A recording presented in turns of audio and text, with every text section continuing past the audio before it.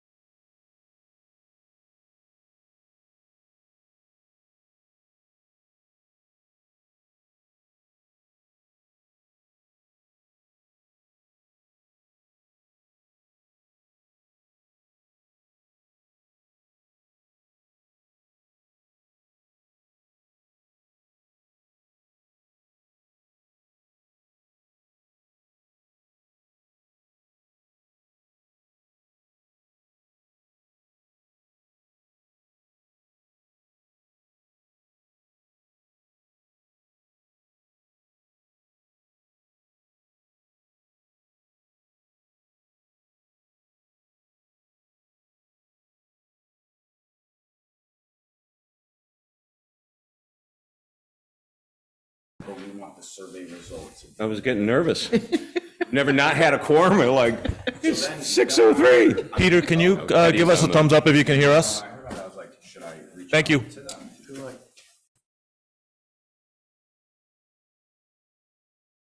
And Peter, do you mind saying hello so we make sure we can hear you too? I am sorry, I should have. We're good.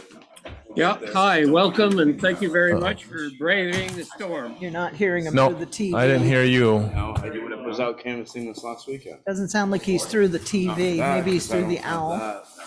But I'll try Was it? again. So maybe the It's speakers aren't turned up? Speakers is on. come on. Chris, am I supposed to be on owl or, yeah. There, I changed it. Peter, can you try again? We'll get there. Yeah, thank you for coming over to the ledge today. Thanks very much. There we go. I like to keep Chris on his toes. I'm still waiting to see Chris frazzled. It just doesn't seem to happen. I've tried. Hasn't happened. Surely. All right, so we're one. And Michael's on his way, but it's going to be a few minutes late. Teddy's on, so Okay, so we do have a quorum. Yeah, I appreciate it. It's greasy out there. yeah. Greasy. I love that word. That's why I took the wife's SUV. It's like, little Subaru, Toyota Highlander. Yep. One crash is a little bit better than the other. There's Michael. Oh, we have a super quorum. Oh, that's for Sam. Oh, I'm sorry. I know Michael's on his way. Did you want, she's not here. Come on. She won't- There we go. Put it in the here. drawer. That was great, right? Drum roll. Yeah. So the only IT See? was ready to go. only one we got don't volume and know Michael about is Square, now. stage left. Don't mind me. I had a day of playing with kids and stuff. I hate boots. Oh, those are nice boots. They were like $20 at the Walmart. Oh, and there's Dawn on vacation, and Can I kick her out of the meeting? you probably can. Is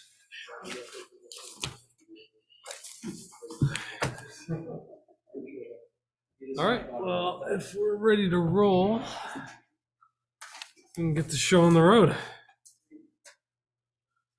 On the greasy road. Yeah, slippery, snowy road. So it is 6:05 by the clock on the wall, and I'll call this Barre City Council meeting to order on Tuesday, January 16th at 6 p.m.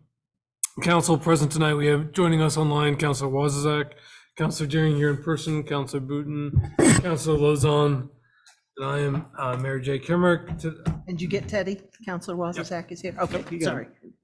Tonight's agenda is available online and in the back of the room. The meeting has been publicly posted, is being recorded, and subject to Vermont's open meeting law and council's rules of procedure, which are available online.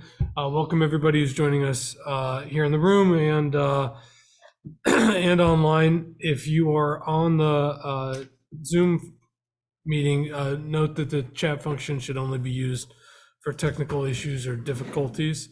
Otherwise, it's not there for an online dialogue. The city offers online access as a convenience and will continue the meeting if any technical difficulties occur. Please stay muted if you're not speaking, and you can raise your hand or signal if you'd like to be recognized. If you're here in the room, please speak into the microphone and state your name for the record. I'll call on speakers in order, allowing those who haven't spoken yet to speak first, and limiting time if necessary to get through our agenda tonight. If you have any questions about process or procedure, please ask and we will get it sorted. With that, and also I apologize for being absent last meeting. My sister and I got this text from my mom like a half hour before council meeting began, and she said the storms are getting really bad. She's in Florida, and she said, I just want to let you know that you both that I love you. So I was on the phone instantly, and the storm surge was coming up to the tires on her camper. So that's why I missed the meeting. So are there any adjustments to the agenda, City Council? Our manager? And none for me, Mayor. All right, cool. With no adjustments to the agenda, that takes us to our third item on the agenda, visitors and communications.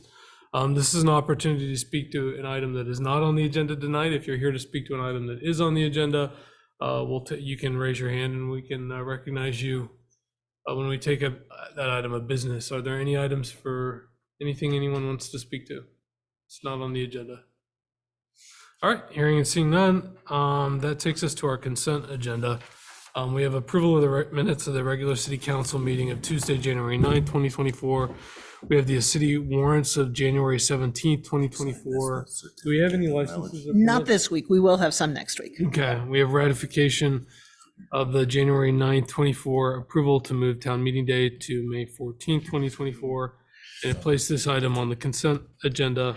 We have ratifications of the 1/9/24 approval of the resolution expressing support for the flood omnibus bill, and we have our approval of the 2024 certificate of mileage. Is there a motion to approve? So moved. Motion by Councilor Lozon, second by Councilor Booton. Are there any? Is there any discussion? Yep. Just out of curiosity, when was the last time we added a street to the map? Do you know? I have no idea. It feels It's like not my it's department. true, but it feels like it's been quite a while because I can't think of the last time we added one. I think Very Councilman's interesting. question is it looks like there was an omission caught on the mileage certificate for the two roads that are streets that were added. An omission? I don't know. I was just noticing that it was added. Oh, in. added, yeah. So I So put was- a note in the packet because I had Brian explain this to me. It was a adjustment of the right of way. So we may have adjustments from year to year as the city catches up with. I just don't remember when I've I'm seen sorry. I an thought you were addition. No. I was just Sorry, asking when the last time is I that don't know we the answer to added. that. Okay. Council or City Manager Emeritus might. Oh, To my knowledge, we didn't add any during my administration. Might have been an adjustment in classification, but no additions that I recall. yeah. That's what I just found it very interesting since I don't remember ever seeing it. To Councilor Boone's point, it sounds like these are two segments of road that have already were on our books, but they just weren't caught in previous years. Yes, I think this is just to do with the right of way related to those streets. They're two unapproved streets. And so we were just even on an unapproved street, there's a right of way. As Brian explained to me, there's a right of way. And so we're just capturing that within this certificate. And so as now with TJ on board, he's going to be able to catch up on some of these. And so we may see a couple of these a year as he's able to get those surveyed and adjusted. Cool. I had two questions about the warrant. One was the town of Barre property taxes. I was just curious, how much land do we own in Barre town? I don't know the acreage. Yeah, but we'd have to look it up. The Okay, biggest like, parcel is probably the Pex Pond Yes. up off of at the exit 6 yeah, and I access believe we own a road. piece off of And then Hope Cemetery. We've got I think that's actually in two chunks. Yeah. We've got the little piece in Jockey Hollow just beyond the city line. You got the storage tank up on Pierce Road. Right, Pierce Road. You got a transmission main from the city. yeah. Cool, thanks. The other question I had was about electricity. I noticed we have about $12,000 electric bill this week, and I noticed the holiday lights are still on with the shopping season. Are we going to turn those off at a certain point, or? Yeah, I think we work with Tracy on that. I think they help. They usually stay on for a few months just during the darkest time of the winter to help give a little more life to the downtown. I'm not sure what the usual turn off date is, but I do believe that they stay on at least through January. But Mr. Mayor, who would you like them on? Well, I was just thinking, we're facing some tough budgets and we're cutting color copies. It seems like that we should cut the electric bill too. So. It's just a matter of us not getting down there yet. Yeah. Go. All right, so that takes us to the motion. We have a motion and a second. If there's no further questions on the consent agenda. Mr. Mayor, you got Burn online. Hi, Bern. Hi, thanks. I'm Bernadette Rose.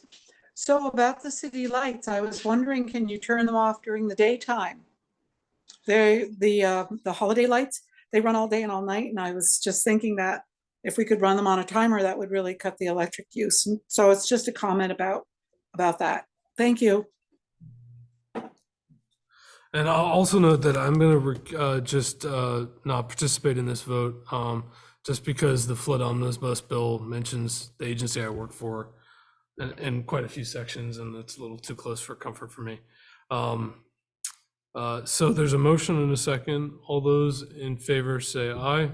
Aye. All those opposed? and I Yeah. just want to make sure that Councilor Councilor Wozniak, what's your vote? Wozniak. I voted aye. Thank you. Okay, the ayes have it, the motion carries. So that takes us to item 5, the city clerk and treasurer report. Just a couple things, continuing reminder that there's election information on the city website. And it's a little more in depth now that we've got various elections. A reminder to the public that we will be voting on town meeting day, March 5th. On that date, we'll have the presidential primary. We will also have the elections for the Barre Unified Union School District for board members and their budget. We'll also have the election for the Central Vermont Career Center School District for their budget. There are no Career Center Barre City seats up for election this year, so it won't include any of those. So that's what's happening in March. And then, as was ratified this evening, the Barre City Town Meeting will be on May 14th, which is when the city will vote on its budget, funding requests for organizations and offices that are up for election, which include the mayor, 3 city councilors, and clerk treasurer. And so there's information on the website about the positions that are up for election, about running for any of those positions. There's copies of the nominating petitions, copies of the consent for candidates form, consent of candidate form, and also information on how to request absentee ballots, or you can call into the clerk's office to do that. So there's a bunch of information on the website about the upcoming elections. I will remind people that if you are going to participate in the presidential primary, federal law requires that you select a ballot, either the Democratic or the Republican ballot. And so you'll have an opportunity to select which one you want. If you're going to have them mailed to you, you have to make that decision now. If you're going to do it at the polls, obviously you'll do it. If you're voting at the polls, you'll make that decision there. And then the only other thing, now that we're within a month of the next tax payment, I will continue to remind people that the third quarter installment is due February 15. I think that's it. Any questions for the clerk and treasurer? All right, hearing and seeing none, that takes us to the liquor and cannabis control boards. Do we have any apps? Nothing this week, but we will have stuff next week. Okay. So, city manager's report. Thanks, Mayor. Just a couple updates for the council. A reminder again about the North End Public Engagement, which is kicking off tomorrow, Wednesday, 117 at the Old Labor Hall from 6 to 7:30. And we also will have ward-based meetings. Ward 2 will be Wednesday, the 24th at the Brook Street School. Ward 1 will be Thursday, the 25th at Spalding High School Library. and Ward 3 will be Monday, the 29th at the Mutua. Those will all be from 5 to 6:30 p.m. and all the information's on our website. You can find it on the public announcements banner there, so it's easy to find right online as you log in. Just a lot of activities continuing around advocacy at the legislature this week. Today, I actually had a great opportunity to do meet and greets with several legislators, and included some residents from the city who were impacted by the flood. So it was really helpful to get and powerful to have the people who were impacted telling their stories directly to the folks at the Capitol who will be making these decisions. So this has taken up an increasing amount of time, but very important work, and we're very hopeful that we're making progress at the Capitol. We are, myself and Brian, Director of Public Works, and Don have been working with VEM on a BRIC grant application. So this is a federal funding source that Barre had a $400,000 set aside in, and we've been engaging with VEM. We're sort of looking at two concepts right now. One is a river sedimentation removal program, which is similar to one approved by Bennington by A&R. So this is to sounds like dredging, but it's really what Bennington has is they did a river study. They figured out where there was deposits happening. A&R has approved a plan where they can go and do some maintenance in those areas. And so we've actually been working, speaking with the group that's going to present today about some of these concepts. Along with Pat Moulton, we know that it can be one strategy. And then looking at water main replacement on 302 to secure our water supply, we had several areas of the water main that were really compromised during the flood, and so we're looking to shore those up with this BRIC application. So we'll be on ongoing conversations with VEM on that process. We've also kicked off our hazard mitigation plan update. As you may recall, Council approved a contract with CVRPC to help us update a plan last fall. There will be a public process that's included as part of this update, and we expect submission of a draft plan to FEMA and VEM in the late spring or early summer. And then just one final note, little bit of revenue. We are going to start using LiveBarn at the BOR. This is a system that streams games, practices, everything. They've set up the company sets up the cameras, they set up their own internet, and then people subscribe to that. So if you have your grandparents in Utica want to watch their kids' Black Bears game, they can tune in, and the city gets a cut from everybody who logs in to the BOR feed. So it's not huge dollars, but every dollar helps, and it helps our recreational facilities at zero cost to us. So it's a nice little win-win for the building. So that's it from me, Mayor. Right. Are there questions for the manager? Yes. Councilor Lozon? Kind of like FanDuel, huh? Yes. With kids. So we actually found out, Councilor, that if Spalding has a real high stakes game, we can turn off the live feed so U32 can't watch the practice. So just, Okay. that was very important to me. Good thinking. Nicholas, would you mind, we've heard a lot about property tax relief, but not so much about water and sewer relief. So would you mind, you and I had a short conversation prior Yes. to the council meeting. Could you just Absolutely. go through that process for those who may need relief from a water and sewer bill if they were impacted by the flood? Yeah, so please come see, please call Clint, and the water sewer department is the thing that people should do. The council, as part of our immediate flood response in July, the council granted me authority to provide abatement, so to speak, of water sewer bills. At the time, we had water that may have been running in people's basements, and so this gave me a chance to sort of reduce those bills based on historical usage that Clint was able to calculate. So if anyone still has any recurring issues with that, if they didn't get addressed this summer, that authority still is active. So encourage any residents with those problems to first make their first call to Clint at the water sewer department. He will get the ball rolling, and we can administratively take care of those overcharges on bills. So if they have a home that is not currently occupiable, just so people understand, if it's off at the street, they will not receive a bill at all. If it's not off at the street, if it's off inside your home, you will still receive a bill for the base charges, and that's what the manager was talking about. The city, he does have the authority to abate those bills if you can demonstrate that you're not currently occupying your home. Correct. And Clint's number is 476-0251. Awesome. Thank you. His extension. I had a question about the bad dog bite and attack on Garden Street. So the dog has been ordered by the health officer to be removed from the city, right? Yes. And then if the dog is back in the city, what's the next step for the dog to be destroyed or? Yeah, the dog couldn't remain in the city. And I saw the fire marshal on. I don't know if Nick is still on the call. Doesn't look like he is. But yeah, the dog just was deemed was unsafe for city living. So if there is an incident of the dog, and there's Nick again. Nick, did you hear the question?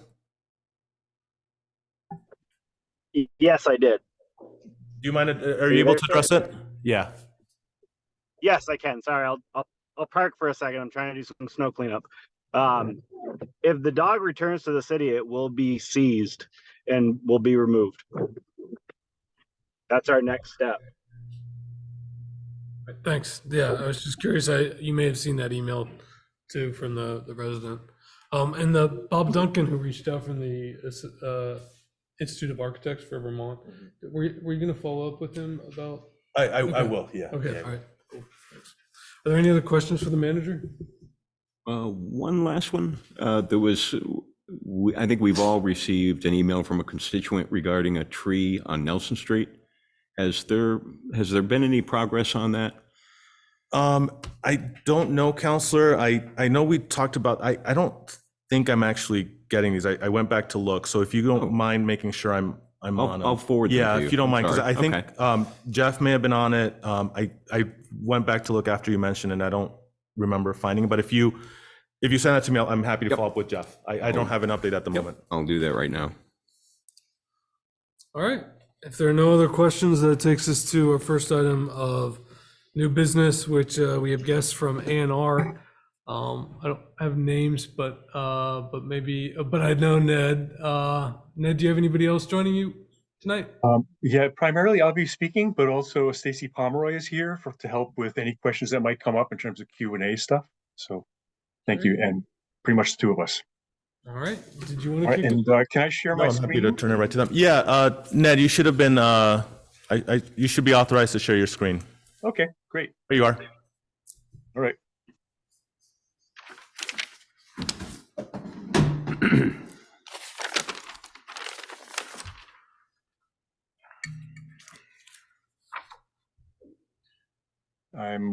It's always one of these weird things when you go into presentation mode, how things shift.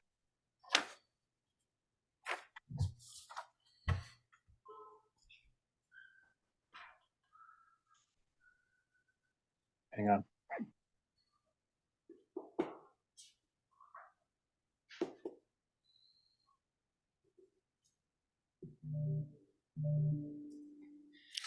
Well, then we also got, thanks for the handouts you sent out on gravel extraction and bar scalping, as well as River Dynamics 101.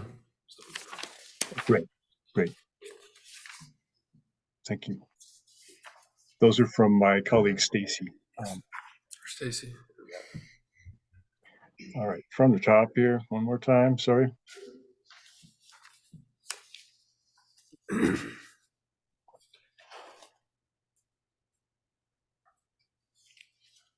All right, are you seeing that, or should I go back to, No, we're not, at least not on the, okay, hang on, here we go.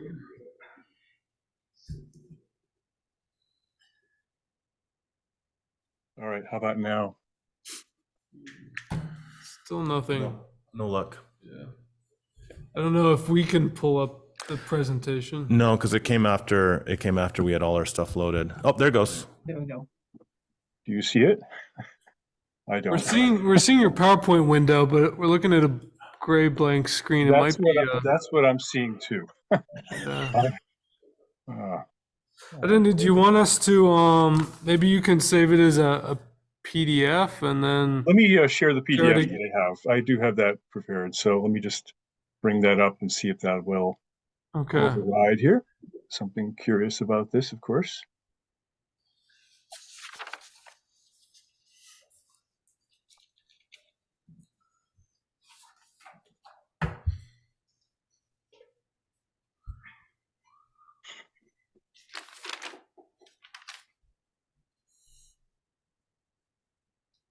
All right, do you see that now?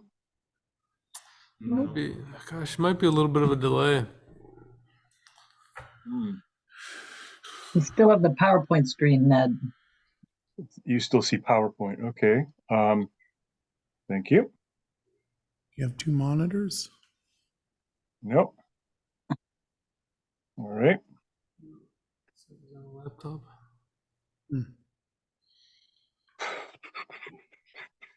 A little awkward. Well, if you want us to, we could jump forward on the agenda and then loop back. Would that help? Or maybe Pat, if you have the PowerPoint presentation? No. Okay. I Okay, how don't, about this? Do you see this now? We're seeing starting screen share. Yeah, there we go. there we go. Success. All right. Saved by That's the what I want. PDF. All right, so this is the PDF then. We'll go through the All right. PDF. Thank you so much, and sorry for the technical glitch there. Thank you for the opportunity just to do a quick review of just kind of where we're at in terms of flood information and riverine flooding, if you would, as that contributes to the work that you're doing in the city, which is so important right now. A lot of people involved in this, including work with the Central Vermont Regional Planning Commission, involved in helping with the hazard mitigation plan, as you just heard, and other efforts with infill and other kinds of development happening. The basic points that I would really strongly kind of call your attention to, as I'm sure you're well aware, is to really, we need to find ways of learning from this year, which has been remarkable, to say the least, and to use this to inform our work together and in the city and changing the situation to become more flood resilient. And part of that is to be protecting floodplain functions where they still exist, and that's largely outside the city, but to be thinking in terms of the watersheds that are influencing the situation here in the city, restoring floodplain functions where possible, again, in but also around the city, and adapting the built environment for thriving Barre City. So the key elements I would think about are, where are these hazard areas and what are the hazards? What's already at risk and who's there? How do we protect what works and not make it worse, not aggravate the problem by doing mindless forms of changes in the landscape and development that's not considerate of the impacts? Reducing the risk that we know about, preparing for emergencies because we will have more. And ensuring, to the best of our ability, the residual risk, because we're going to still have a lot of difficulties as people recover in the future. Here's a quick snapshot of the Winooski watershed in blue, and you can see Barre City in the lower right-hand corner in the southeastern corner of the watershed. And the watershed here is just shy of 100 square miles coming into the city from Plainfield, Orange, Washington, Williamstown, a little bit from Berlin. And this is really all the water that's influencing the water in the river itself and otherwise from stormwater in the city. So this is a fact that we need to be thinking about context. And in that, of course, we also still have the East Barre flood control structure in Barrytown and in Orange. In the city, and you can see again the highlight of the city in this image and the LiDAR hillshade in the background, we have quite a number of structures that are in the identified high-risk flood hazard zone. And as you might remember, 12,000 years ago or so, when the first people were arriving in this region, they were probably 300 feet overhead, walking on the frozen surface of Lake Winooski, which didn't drain north toward Montpelier, but rather southeast out through, or south really, through Williamstown to the Connecticut River Valley. And that whole experience of being in a glacial lake itself has, been part of the shaping of the landscape of the city and part of what we're learning about even today. So Barre City, like many other communities in Vermont, has an exposure to flood damage because of the way development has happened historically. The number one community in the state is Bennington. Number two is Barre City for the number of buildings that are in the high risk special flood hazard area. And the Winooski River Valley has more than its fair share of this level of exposure. And that's why it's so important to be thinking about working together. In the city itself, probably, as you saw before, probably over 342 odd structures in the high risk zone, probably 11% of all the buildings in town. So a substantial amount of the community is facing some risk from flood damage. And that was something that became very real to us several times in recent years, including this summer in July. What we have for information right now is really primarily from FEMA through the flood insurance rate maps. There's been a whole history of flooding, of course, in this valley since the glacial lake disappeared. Most memorably, 1927, when over 80 people died in Vermont, and not quite 100 years ago, 38, 73. In 1974, the city got its first flood hazard boundary map, which identified areas at risk in the city and from flooding. And about a decade later, 1985, the community joined the National Flood Insurance Program and began regulating new development to make it safe from the known flood hazards. So it's really only a small portion of the history of the city have we begun making adjustments in the form of development to be flood safe from any informed background. And since then, of course, 96, 97, 99, 2000, 2008, 2011 in the spring, and 2013, we got the updated flood map, which is the digital flood insurance rate map we use today. On this map, you can see a quick version of that data, which includes these cross sections across Stevens Branch, and Jail Brook as well has this data, and even Gunners Brook has these elevations of the height of the water during the base flood. So the flood size, that's part of the National Flood Insurance Program. Of course, there's many smaller floods and there are a few larger floods. And this is just one size flood that tries to help to inform the community over time. The other size flood you see in this image is actually this little browner side off to the side in the bottom right and off in the upper corner. And this is the next size flood, or the 500-year flood as it's proposed. It's not a regulatory area, but it's an area that's subject to damage from flooding and mapped to help us understand that. Now, is it okay if I jump in and ask a question about the maps? I understand that FEMA's working on updating the maps, but they're like years behind in the Northeast district. Do you have any sense of a realistic timeline that they're going to deliver on I new will maps? talk about that. Thank you. Actually, they're coming right up. So we think they're coming right up. But you're right. It's always vulnerable to funding from Congress and delays that happen due to that and other kinds of contractual things. A lot of the FEMA work is also delayed when there are disasters, and FEMA staff get pulled off to deal with disasters. But we are expecting to see new data this coming fall. Okay, thank you. So that's going to be very helpful, I think. So this is just images that came in from AOT looking at some of the damage in the city after the flood in July.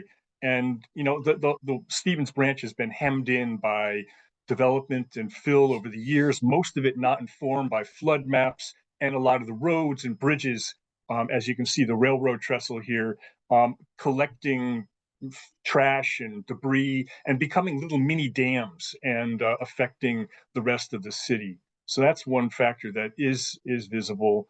After the flood, USGS, US Geological Survey, came through and tried to identify evidence of how high the water came all across Vermont as it was affected in the flooding, and in Barre City, identified these locations with elevations off the ground as how high the water came at these spots, so as to inform the community in its effort to become more flood resilient.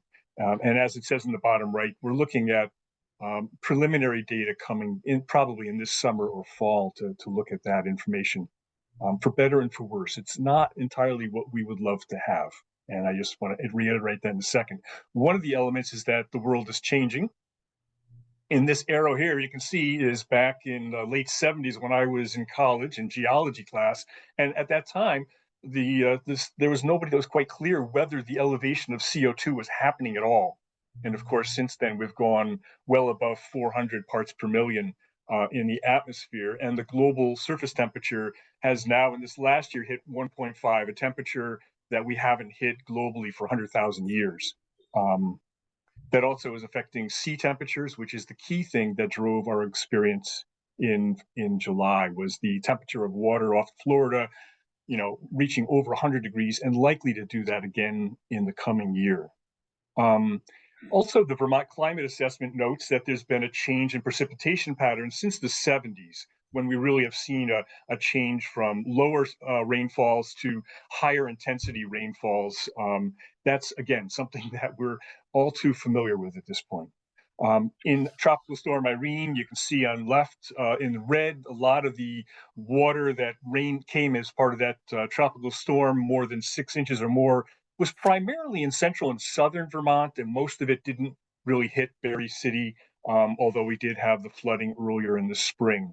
This year in July, in purple, areas being hit by precipitation of 6 inches or more, really up the entire spine of the Green Mountains, northern Appalachians in Vermont. This is an example of something I just want to caution you about. We're using this flood data from the firms, from the flood insurance rate maps, because it's a basic form of data to help us inform flood safe construction going forward. And that's our common effort here. But it's limited, it's not comprehensive. If you look at this gauge in Moortown on the Mad River, you can see that USGS has marked out the high water marks of various historical floods. 1927 at the top, Tropical Storm Irene, not too far below that on the Mad River. And then below that is the Q100, or what the information is that informs the base flood map on the Mad River. And when the new maps come out next summer, for the preliminary maps, the Mad River will have information that doesn't reflect the summer of 2023 or the summer of 2011. It'll have the old data from before those events. That's the same situation we're going to have in Barre City. It's not likely that they're going to be able to update the data and update the maps to incorporate that and put that into this new information that we're going to be receiving. So I'm just trying to reiterate that it's helpful, it's not comprehensive, it's not up to date, and it doesn't predict the future. We also discovered a whole lot of new things about town. So the public safety building, we had, flows of mud and debris that came down. We've had all sorts of experiences with this post-glacial lake landscape and landslides that have affected us all around the city, and a lot of continuing agony about what to do and how to deal with this. We also do have some information from the flood insurance study. In this case, you can see the Stevens branch coming through the city and a series of red dots showing bridges and crossings, railroad and town roads, all of which were placed there before there was a flood map or information about how to avoid making things worse. And on the right, you can see on the Willie Street, one of the many bridges, that the water comes in under the base flood, not the 500, but even the base flood, and hits the entire side of the bridge and backs up the water so that, upstream of the bridge, affecting much of the north end, it might be actually 3 feet higher than otherwise. So there's a number of these things that are going to be important to review and to think about how to slowly drop the flood risk for the community in the city over time because of the nature of historical development. And that'll take time to tease through. VEM, Vermont Emergency Management, is working with money from ACCD and doing comprehensive surveys of flood restoration, floodplain restoration and flood, resilience opportunities across Vermont, and particularly in the highly affected areas, and particularly as it pertains to the Winooski River Valley. We'll be really looking for that. And when we get that information, it'll be really important to lean into it and pick out projects that'll be meaningfully valuable to the community to begin working at. But they're going to really be surveying for the easiest projects that can be found to help with flood resilience.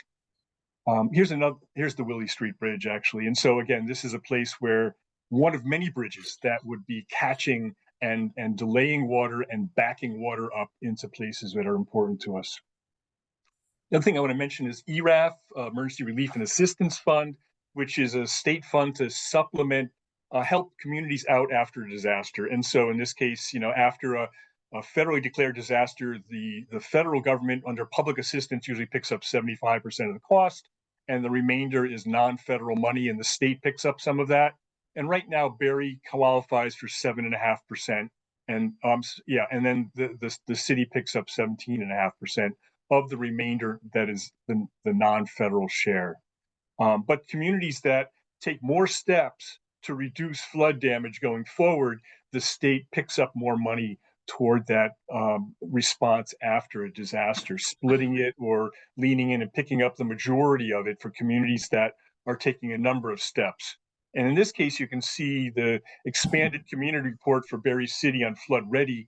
And right now, the city is getting the lowest ERAF score for some reason, but basically, we're missing road and bridge standards. So that's something that might inform bridges and culverts and so forth as they get managed and repaired and replaced. And also, as you know, as you just heard, the local hazard mitigation plan has expired. I know that there's a lot of work underway with that right now. We're hoping to see that happen soon. It would really be nice to have that become informed by this experience of this past summer. But at the same time, we need to get something on the ground ASAP to qualify for mitigation funds. So that's a really high priority action. And beyond that, we have things like the local emergency management plan, local emergency management plan, which is typically a list of who needs to be in contact, who has authority during an emergency. And it may be important in a lot of communities. I know places like Montpelier and Cabot and Waterbury are looking at things like, how do we expand that into a flood response plan? How do we know where to go, whose doors to knock on? How do we act to make it as safe and the best possible outcome we can at the last possible minute? And then how do we come up with flood and climate adaptation plans, intentions to become, flood safe, climate safe, and affordable and enjoyable and thriving in the future? And so all these kind of come into the municipal or city plan. And so these are all tools. Yeah, Ned, while we're on the ERAF, Council Boone has his hand raised, and I had one question. I read the Vermont Economics Resilience Initiative plan over the summer after the flood. And I mean, one of the core recommendations, in addition to a lot of, stormwater regulation, was bumping up our ERAF. And we have the former city manager here tonight. And I was just curious, why didn't the city move any of these things forward? Like, why didn't we have all these things in place after the last floods? I can't answer that. I don't know. So, but there's going to be a lot of questions and answers. We can talk more about this, but I think that's something that all of these things take tending. And, right now, as they said, the city's put out an RFP. It was hired out to Central Vermont Regional Planning Commission to help with the hazard mitigation plan. So that's underway. Every year, communities around the state have to update their local emergency management plan every year by the end of May, I think it is, or by the end of April, rather. So these things just take maintenance, and sometimes they get dropped. So that's important to work at. And I think Council Boone, do you have a question about that? Yeah, I mean, where would the work that we did on Gunners Brook, because we did a lot of work there, where would that fall on this? Or it doesn't? So that was, I'm sorry, I'm flipping. That was under the authority of the previous hazard mitigation plan, which expired. It was last updated in 2017. It expires 5 years later.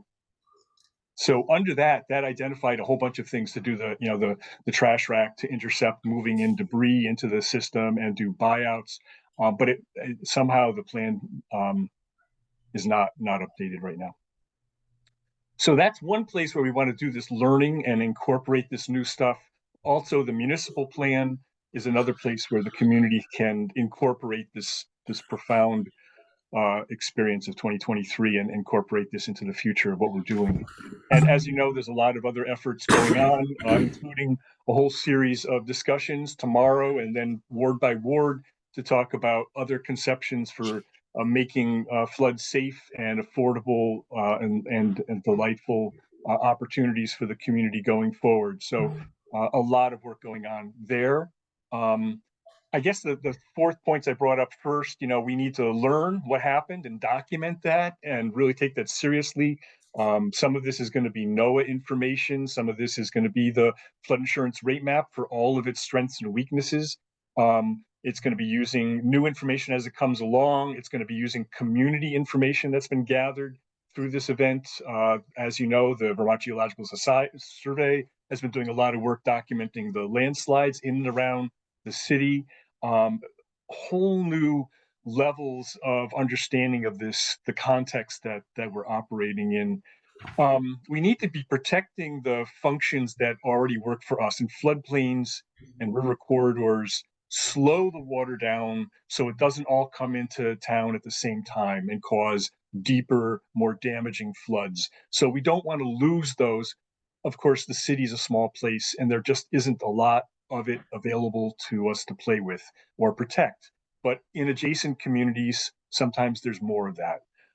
We need to be restoring the floodplain functions where we can, the same sort of thing happening. And as I mentioned, money being invested right now to begin the process of looking for floodplain reconnection and restoration opportunities in the region. And you're going to need to really lean in to fund and make some of those happen for the value of the community.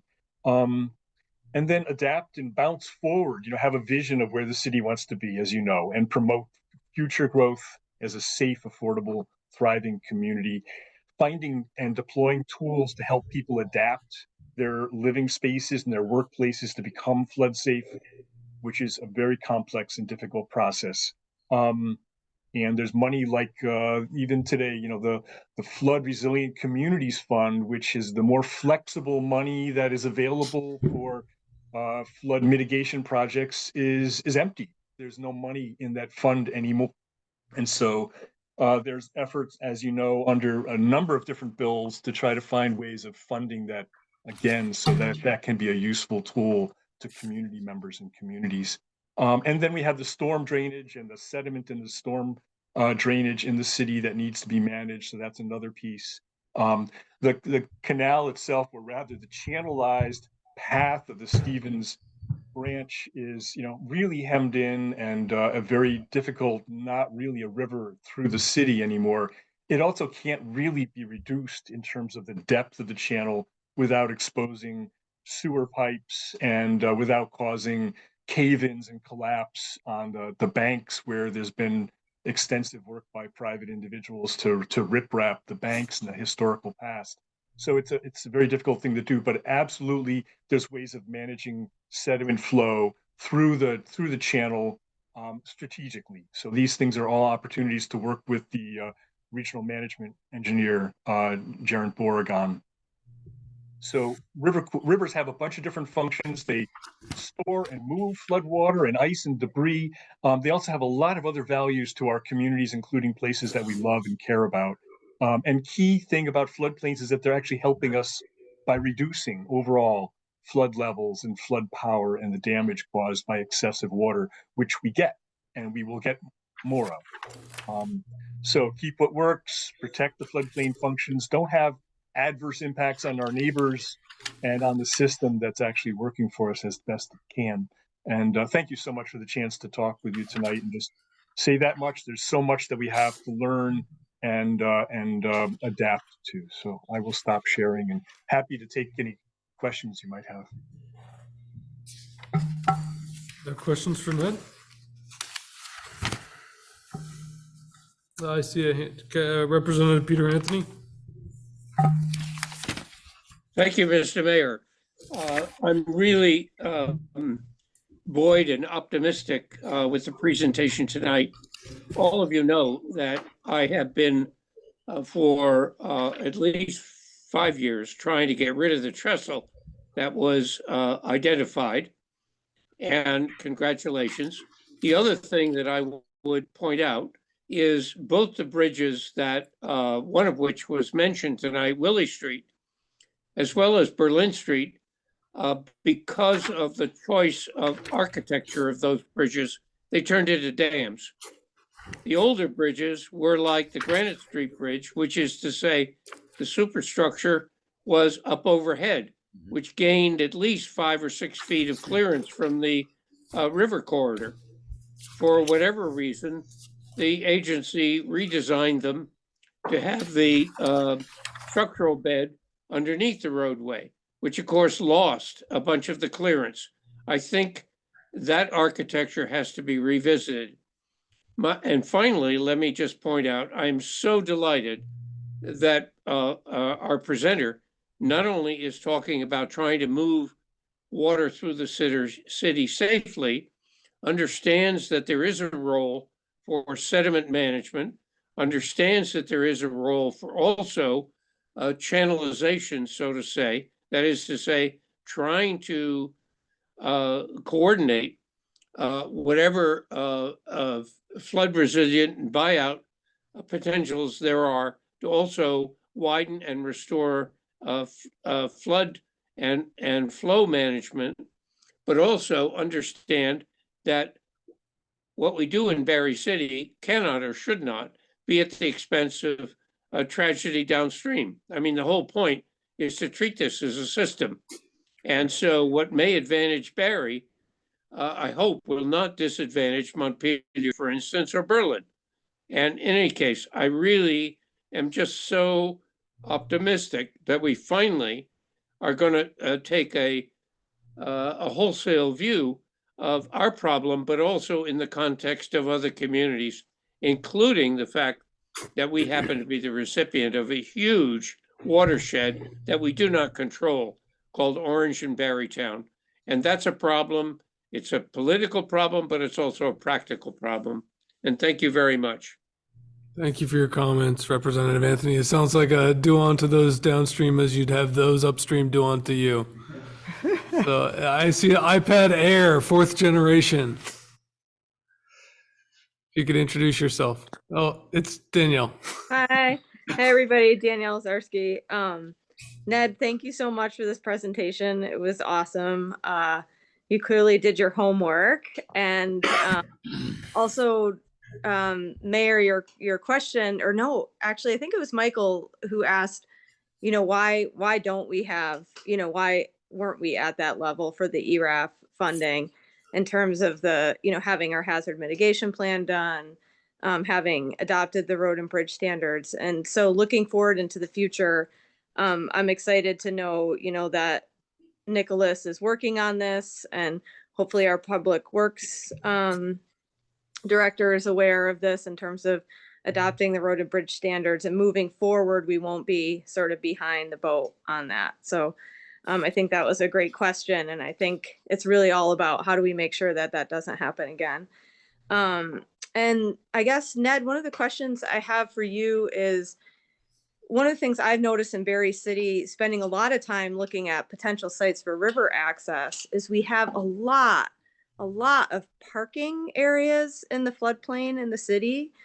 And I haven't done the math to figure out how much parking area, compared to green space, or parking area compared to buildings. But like, have other towns found ways to, like, I don't know, get funding to maybe help relocate parking lots? Because in terms of thinking about, having to do buyouts and things like that, it seems like removing parking lots to a certain extent, right? People need to use parking lots to work their jobs and get to where they need to go. But are there opportunities to like move parking lots out of the floodplains, to like find funding for that? I know we're focusing on the North End Resiliency Project, and a lot of that focus is on buildings and homes that are out, like they're still in the floodplain, but they're not actually along the river corridor. Yet we have like tons of paved areas along the river corridor that it seems like those would be better places to put our funding to like remove them and find better spots and open up our floodplains. Do you know, Ned, like, have other communities faced this and come up with solutions, and what those solutions have looked like? Thank you. Yeah, thanks for the question. Honestly, I'm not sure about that. It's certainly, parking can be done in a flood hazard area. You can also reduce the elevation of the parking area and create flood storage as long as your car's not there. You can also create multi-story parking structures and get most of the cars above the floodwater. There's various ways of kind of looking at that. And part of it is flood function restoration. Part of it is perhaps, impervious surface and stormwater benefits. Part of it is a more walkable site. But there's a lot of good thinking there, and worth considering, and and an adaptive area planning process. Stacy? Ned, I'll add on just to Ned's comment. Can you hear me okay? Is my mic at a good distance? Great, thank you. You may look at the clean water funds under the enhancement grant categories or potentially formula funds. Encroachment removal, such as parking lots or homes, are something that can qualify for that funding as a form of floodplain restoration and opportunity. So you may be removing some aspects of the parking or reducing it in size or areas, looking at both stormwater considerations and or floodplain restoration, tree planting. The other area that you might explore is the Lake Champlain Basin Program funds. They have been, communities have applied to recent grants to do particular floodplain restoration. Montpelier has some good examples of looking at some strategies within some of their downtown to utilize some of that funding. So those are a couple places that you might explore for both project development, looking at what sites in the community may qualify or be interested in, and also working with the landowners. So clean water funds can help with the project development as well as design and implementation. So big picture, what I'm hearing and seeing in this presentation is that Barre City has, compared to a lot of other Vermont communities, we have a lot of structures that are at risk. We're in a pretty big watershed. That new maps are coming from FEMA that we should be tracking. That and that we need to be working on our punch list for the ERAF reimbursement rates to maximize that. And also that it sounds like, I think one really remarkable thing that you said, Ned, was that we could lower the floodwaters by 3 feet by replacing the bridges. And I think anybody who follows VTrans processes knows that, from idea to actually something getting done can take 10 to 15 years. And I think that's why, Peter Anthony's been pushing so hard on getting that trestle. And I think finally has a commitment from VTrans to at least get the ball rolling on a study. But are there any ways we can accelerate those bridge swap outs? Are there other funding sources outside the standard VTrans Federal Highway Administration process? Yeah, I think as the town manager said, maybe some of the brick money might actually be something that could, expedite some of that stuff at the speed of the city, if that's accessible. And it's worth exploring with Vermont Emergency Management Program. But you would want to leverage VTrans funds as much as you can. But I'm afraid I can't tell you the magic answer to that. You'll have to really find a way to push that along. And it's not going to be just one bridge. Several bridges are, hang below the base flood elevation and have effects on the base flood in the community. So it'll be part of that process of considering actions and thinking strategically. Amy Gelford?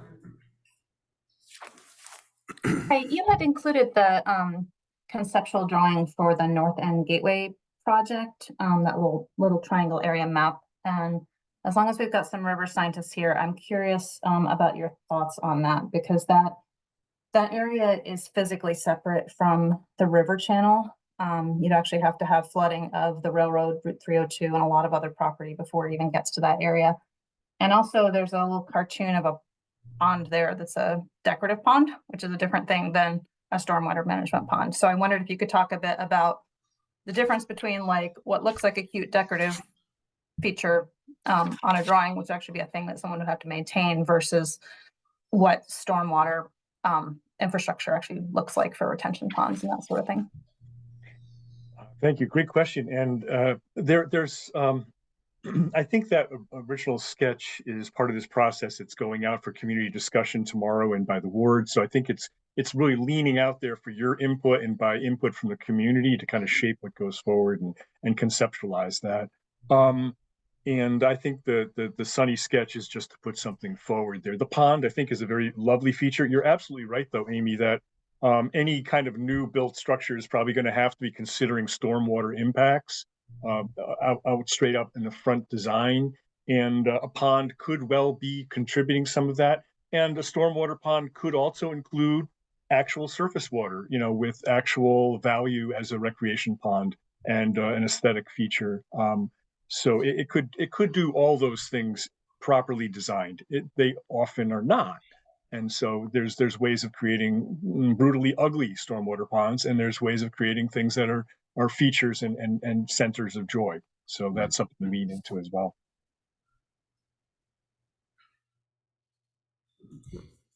That's Lozon. Thank you. Ned, what is I mean, I'm familiar with the creation of a local hazard mitigation plan. I'm not familiar with what a municipality does when such a plan expires. Is that a big process to get that reinstated? We put a lot of work into the creation of that hazard mitigation plan.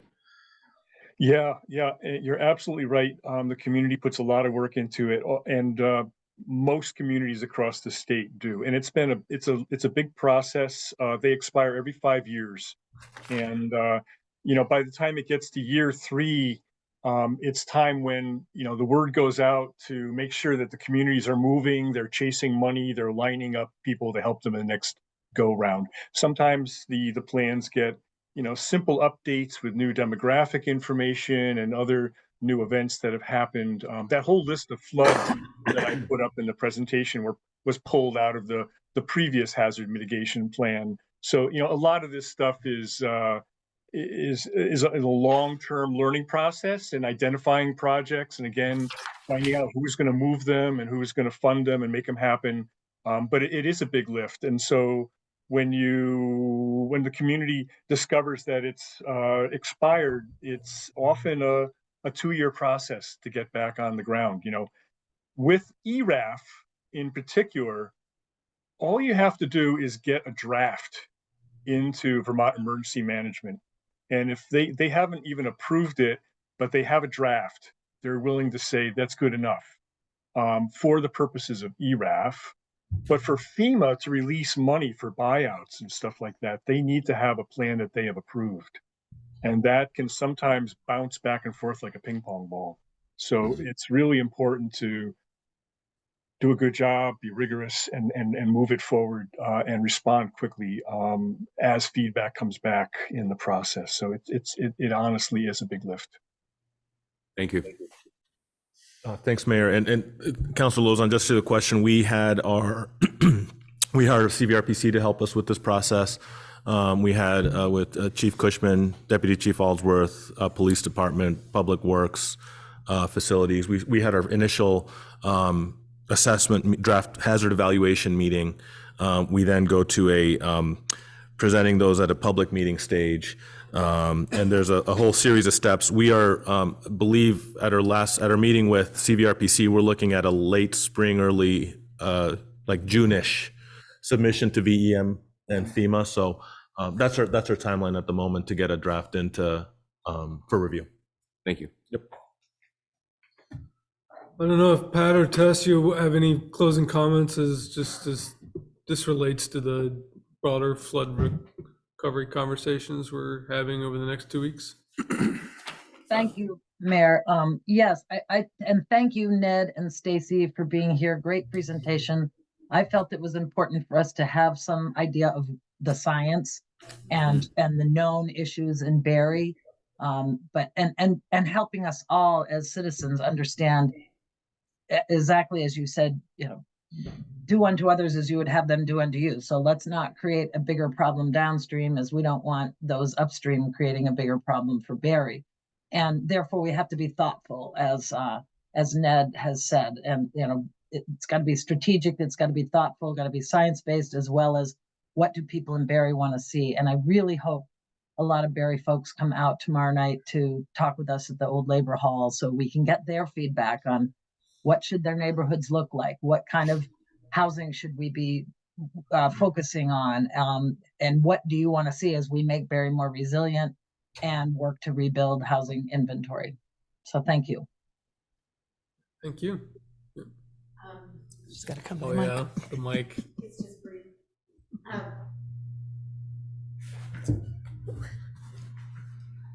Hello.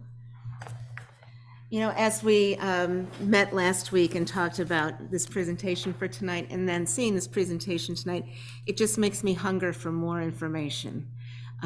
It's a really big issue for the city, and it's really so important for our future. And so I would like to think about having something in the future, and not too far into the future, that looks maybe kind of like a science fair, that people could actually come to someplace like the Odd and really dive into in a hands-on way, see what we're talking about here for this kind of, this kind of technology, and explaining the questions that regular citizens have. A lot of people will have seen this tonight, and they'll see this on our website. But I think diving into it even more in a more meaningful way, in a fun way, maybe even too, just really seeing what it entails to see moving water and what it can do. We see what it can do, but people have talked a lot about what has been done in the past for mitigation, and we're starting to see that that's probably not going to be possible. But I think there's a lot of people that still think it might be. So just stay tuned, because I think it might be interesting to do something that's more hands-on, a deep dive community effort. That's it. Thanks to all of our guests on this topic, and I see one more hand raised, maybe for the last word, Pam Wilson. Hi, can you guys hear me? We can. Thank you. I apologize for not turning my camera on. We have COVID in the household right now, so I apologize for not being there tonight. Thank you, Ned, for this presentation. It was really, really helpful. I'm a board member of Barre Up, which is Barre City's new long-term recovery group. And over the last few weeks, the bulk of my time as a Barre Up board member has been supporting residents through their process of trying to understand what options are related to their substantial damage designations. And I have been pleased to hear that for many residents, that they have said, I get it, I understand it, I understand why it's important and why the floodplain is crucial to the well-being of our individual and collective home here in Barre City, but I'm not sure how I'm going to pay for it and what that road forward looks like. If you could spend a few moments just talking about what would be the 3 to 5 most likely resources that you would direct homeowners to as they try to navigate what their rebuild process looks like. I know we've got a lot of folks who are waiting to hear that, and we very much appreciate your time here. Thank you. Thank you so much for that question, Pam. It's of course it's a very, very, very hard situation, and I can lay out what I can, the simple stuff, and they're not adequate, to be honest. Flood insurance is a really basic thing, and the community, by choosing to be in the National Flood Insurance Program, provides access for anybody in the community to have insurance from overland flow and the damage caused by that. And that's accessible. It's not cheap. And the cost of it is often driven by old buildings that have repeated damage. And so that has been expensive and continues to be expensive. And Congress has been requiring the program to make it carry its own costs by the structure of the insurance premium. So it doesn't have anything in it as a way to make it more affordable. But if you have flood insurance, that's going to help cover a number of different pieces of damage, stick by stick, but not in terms of making the structure better. There's individual assistance, which comes in under rare, massive flood events and disasters, which provides up to 40 odd $1,000 for things that couldn't be insured. And so that does carry things that, including displacement for a very brief period of time. There is funding sometimes through Small Business Administration immediately after a flood that would cover with for loans at a low interest rate for someone that's already in a disaster situation. Not an easy thing or a thing you want to take on, but that's one tool that becomes deployed. Some businesses, including Vermont's State Employees Association or credit union rather, had loans out. I think other groups have put out loans with low interest rates for people that have been affected by flooding damage. Then there's some funding that's available through FEMA sources, through the Hazard Mitigation Assistance Program, through Vermont Emergency Management, and that would basically be the list of projects that could possibly go to the buyout stage or the acquisition stage. Theoretically, some of the money could be used for elevation projects, but those are very, very complex and very expensive, and it's hard to make all the numbers add up at the FEMA level. And so it's a place to bang your head, but it's not likely to make a lot of elevation money happen. There's also been a remarkable fund created by the state, which was the Flood Resilient Communities Fund, which was intended to help supplement FEMA money and deal with things like cliffhangers and other situations that really didn't fit neatly into wet situations, flood damage situations. And that fund is exhausted. And again, the legislators are looking to find ways of funding that program, which has been extremely flexible, extremely important to a lot of people around the state. Those are the basic things. Beyond that, some people have found private foundation money. And then in the past, we've had the luck, if you would, during or just after Tropical Storm Irene, of having community development block grant disaster recovery funds made available through HUD. And that requires a special action by Congress, and Congress is not in the mood for funding things right now. And so that money has not shown up. And that, again, was very flexible money that could be much more adaptive for helping communities shift things around without doing strictly an acquisition project. So those are the basic things I could lay out. Thank you, Ned. Representative Anthony?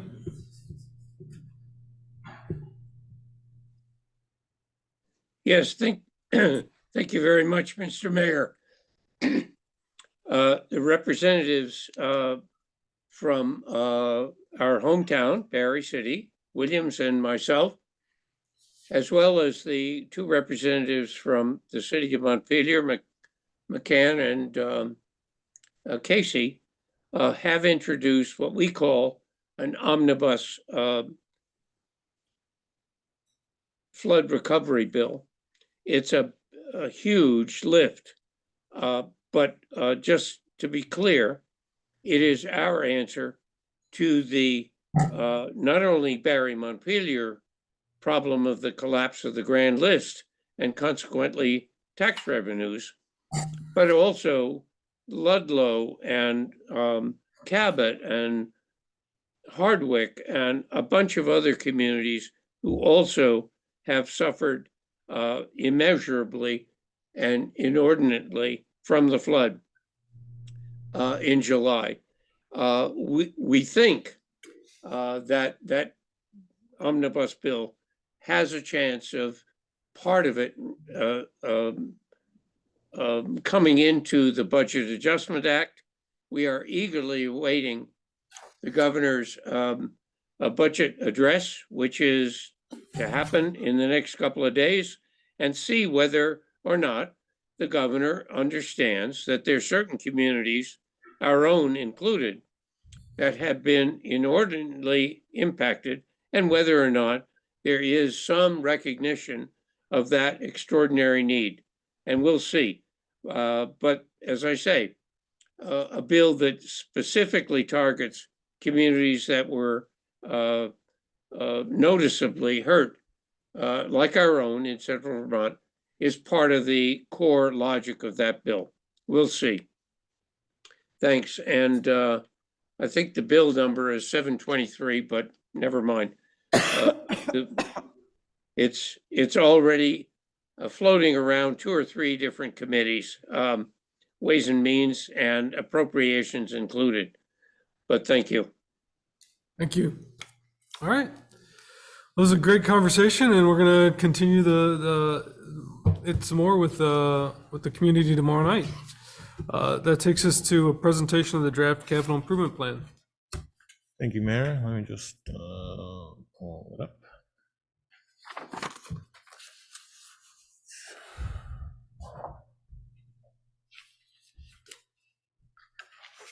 Thanks to all of you for your time preparing these presentations on for the Barre community. They're very thoughtful and detailed to us, not just the statewide audience. So much appreciated. Thank you for the invitation. Thank you so much. Okay. Thank you, Mayor. Council, you had this presentation in your packet. There was one new slide that you'll see in here on the screen. And then I did leave on your desks.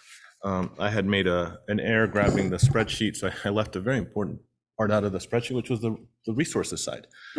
So I sent that to you today, and it's printed. This is a real preliminary conversation. Wanted to really update you on really progress and then initial thoughts of where staff was thinking. I think that the capital improvement plan in some regards will also be informed by our ongoing budget conversations, which now will shift to be warned in April with the move of town meeting day. So just the first slide, just a reminder, this is what's in the charter about the capital improvement plan, the timeline. So now with the town meeting day move to May, the plan will come to council. I believe it's 3 months prior to that. So we're looking at early February. I'm just waiting for the screen to catch up. So big picture, we have many accumulated capital improvement needs, and they're in several categories. There's a lot of end of useful life assets. So roofs, boilers, HVAC. We're actually coming back to you in the next week or 2 weeks. An RFP closed today to finally fix the HVAC in this building and public safety building. So we are hopeful to get contracts to you for those. Those will be paid out of bond funds. But those are a lot of our issues are just addressing those end of useful life issues. Same thing with heavy equipment.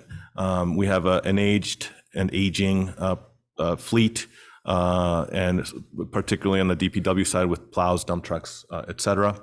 And then several of our revenue generating assets are in need of major upgrades as well. So that's the odd HVAC, which is funded partially by the Sanders earmark. And then the BOR roof is actually a big dollar ticket item that will need to be addressed quickly as well, especially now that we've also made an investment in that building with the turf to expand its use. So it'll become even more revenue generating than it is today. We face the same issues as many other municipalities with just modernizing old infrastructure, period, with regard to our water and sewer and the treatment facilities. And on top of that, we added a whole bunch of flood recovery projects that are primarily capital, that are going to further stretch resources and staff bandwidth. So I think that many of the things that we're going to have to do on the flood recovery side are things that really DPW would do on the capital plan basis anyway, culverts, those types of things. Those will now become flood recovery projects. They're expedited. There's more of them to do just as a result of the flood. So again, we're focusing on really flood recovery, a few must-haves, and then I think it's also important to invest in some nice-to-have so we don't fall behind. Oops, wrong keyboard. I'll wait here for the screen to catch up for folks watching at home. We talked a little bit this summer before the flood. I've been a big fan of the capital improvement plan. This was something Manager Emeritus started before I got here, and I was really able to work with the staff to pick up pick it up on, a really good product that had gotten started. And so I think it's been a terrific tool for us. Myself and Don use it regularly. It helps us drive and focus our work. And I think that we saw that in the results, which is we had $1 million paving program. We completed year 1. Year 2 is going to be rebid because things changed financially in year 2. But we had a really strong paving program that made a lot of progress before the flood hit. We completed a replacement of the roof at the pool house, which came in under budget. We have the Garfield Playground structure. This one, we were hoping to have this installed this year, but due to the delays of delivery, it didn't get here before the ground froze. And so we unfortunately are not going to be able to get it in this year. We are first in line for the installer in the spring. So we are really eager to have that back for that neighborhood early spring this year. Council approved ARPA funding to the Granite City Apartments for housing. We finished some Rotary Park renovations, and Chief Cushman made some purchases on the fire side for thermal imaging cameras that again came in. He bought, not only did he buy more cameras, he bought them under budget and ahead of schedule. So kudos to the chief for that. That's the kind of that's the thing we like.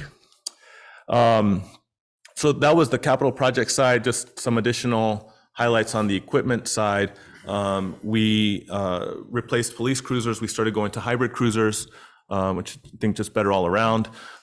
We've ordered an ambulance, which is replacing a 2008 vehicle, doing that through lease finance. We've also upgraded our fleet for things that from department head feedback we thought would be helpful, and they've already proven to be extremely helpful. So we have an events trailer that helps us move equipment for things like the Heritage Festival around. So that's been a useful tool already. We have 2 new plow trucks ordered, replacing some fairly old vehicles, and they are arriving this spring as well. So those will be 2 great additions to our fleet in DPW. Replaced an old service vehicle as well in DPW, and message boards, which you've seen around town. We've deployed, unfortunately, way more than we've wanted. But those have been, the message board has been used to help us communicate flood issues, flood response, no parking in downtown, things like that. It's been a really helpful tool. We could actually likely benefit from another one. It's been good to have. This is the picture still. This is why we're doing a draft conversation now. It's still a difficult conversation to have. The resources do not match they're not meeting up to the needs, right? So you have on this chart sort of the mountain metaphorically and literally represents the needs, right? So the blue shading is the projects that we've identified with the department heads, and you've seen the full listing of these. I'm happy to share it again, but that's the full 2030 list of projects. The silver line at the top of that is the equipment side of it, the vehicles, and then the bars are the identified resources. So you see there's some resources here in the first 2 years. We're being really diligent with those because we have obviously some flood needs that'll need to catch up to those resources.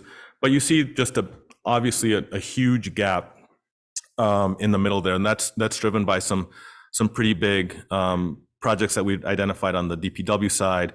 And so the hope would be to get those 2, the bars to meet up with the mountain.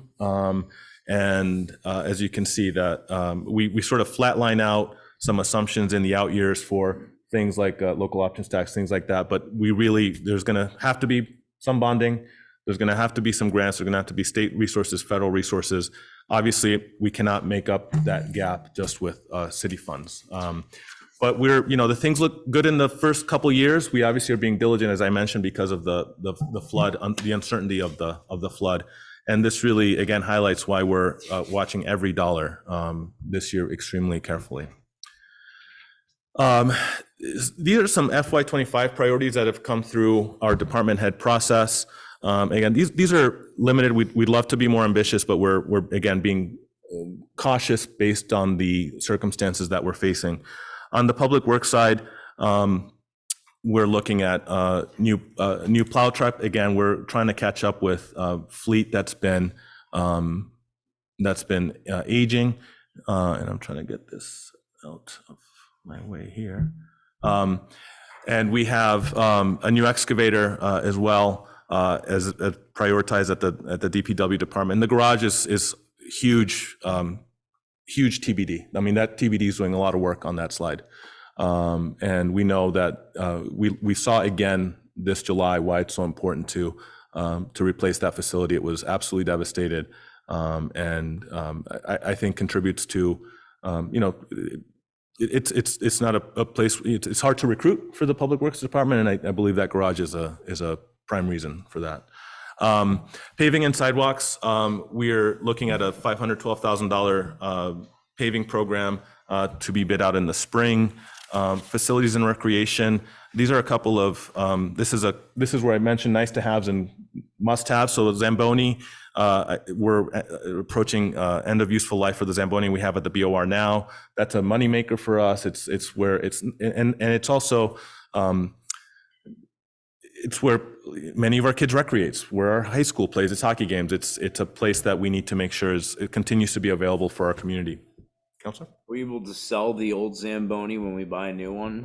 Get some kind of profit back on Possibly. What we might most likely do is swap it out with the North End rink Zamboni, which I think is what happened last time. It's where a likely scenario will be. Okay. There.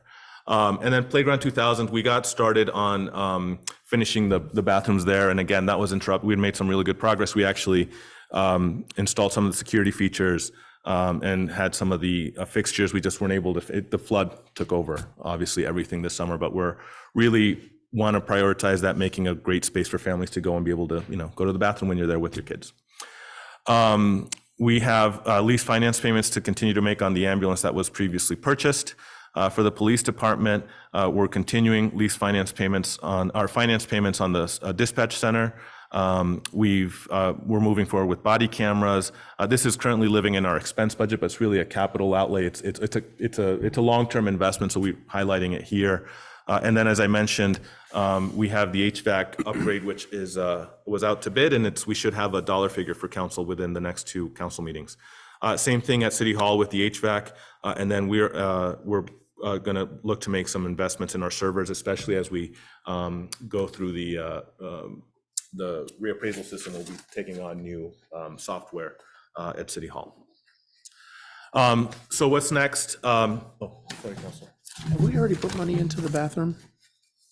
We put a little bit of money into the security features. It's cameras that were tied to the cameras that are already at the pool house, at the pool. So for $7,000, we would have working bathrooms.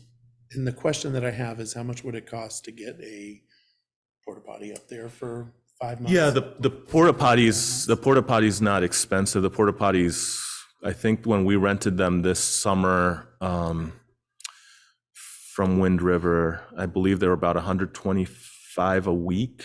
That's for one. I think the ADA accessible one it's in the mid 200s a week, or a week or a month. I'm maybe mixing up those rates. I'm wondering if it would be better for us to look at that versus. We could, yeah. I mean, I think that we are the cost there. So we've installed the security features. The cost was going to be installation of some of the fixtures, but that's something I'm happy to look into. The security, yeah, it should be anyway up there. Yeah. But, okay. Plus, on all these HVACs, what those are going to be funded by bonds. Yes. Right? And Unspent bonds. And how much money is available for those? So those, I sent a summary in the packet. We have by bond, it varies. We have about. I was thinking just for the HVAC. Oh, for the HVAC, we have, I believe it's under 100,000 left for those, and I think based on the bids, I think we're going to be within budget. Yeah. And so what's next? As I mentioned, this was really an introduction just to sort of reacquaint with the capital plan. We are, as I mentioned, a lot of this I think will be consumed by flood and budget because of the circumstances. This didn't include water, wastewater, except for obviously the needs that we have there. So we know we need to come back to you with that. We're going to be looking for quotes for some of the things we mentioned, like example, the trucks, that is a DPW priority. we're going to try to get some finance quotes to make this a more complete look for you as we move forward. I think ultimately what this will also help us do is, we know we have some pretty big projects coming down the pike. So one of them is obviously the Public Works Garage is there. The auditorium match for the Sanders Yearmark, which we put on hold, we talked about this last week, where we have a little bit of breathing room. The USDA was very understanding of our flooding situation, so but still a priority to make sure we upgrade that facility. And then we're undergoing the 20-year review of the wastewater treatment facility, and we know we've focused in on the headworks. The headworks is the problem right now, so we've held off on making investments other parts of the plant, because until we fix the headworks, it doesn't matter what we do to the digesters if rags are getting through, if stuff that shouldn't be getting through is getting through. So that is coming with big dollar figures. Those are the kinds of things that we're looking at likely having to bond for. We want to understand what our capacity is to do borrowing, getting creative with the Vermont Bond Bank, which Clerk Dawes and I have been talking to on several other issues, to see what our actual capacity is. Because then what'll end up happening, obviously, is we'll have a debt service payment that we need to know whether we can live with in the general fund or not. And so those are the things we're working on and looking forward to coming back to you with in the next couple of weeks to give you a more complete picture of capital. So that's it for me. What does it mean, like, when you say get creative with the bond bank? What does that mean? Well, right now, last week we submitted an application for their municipal resiliency. They've got a funding program right now that The treasurer's office? yes, yeah, that would provide funding up to 7 years to help with both cash flow associated with the flooding and long-term unanticipated expenses, because the city is going to carry expenses associated with the flooding, whether it's the local share for other things that have other funding sources, or whether it's items that are deemed non-FEMA eligible. And so we're going to end up with some money when we come out of all of this that the city's going to have to finance in the long term. This program gives us 7 years at a very low interest rate, and 1.3%. So that would give us time to figure out how we're going to pay that back. It's interest only for the first 2 years. So it gives us a lot of flexibility as we sort of work our way through what's happening and where the numbers are going to end up. So that's certainly one of the things that we're looking at that's going to give us a lot of breathing room, which will be good. The council may recall that shortly after the flooding, we entered into a line of credit with our bank for $3 million as a current receipts note, an opportunity to again help with cash flow as the needs arise. We haven't had to tap into that yet, but of course, with a note like that, it's only good for a year, so we would have to do something with it by the end of June. We can either renew it, or hopefully we'll have heard from the bond bank and we'll be able to convert that note, because that note is about 3% interest, into this note from the bond bank, which gives us more time.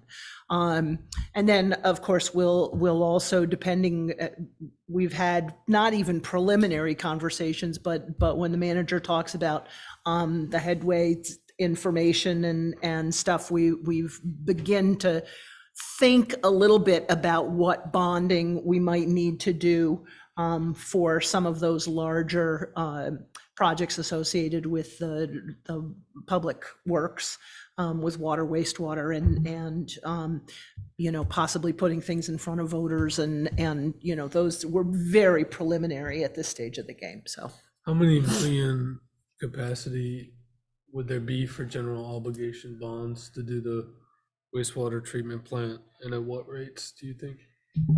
haven't gotten to the point where we've calculated it. That, of course, is a different calculation because it's enterprise funds.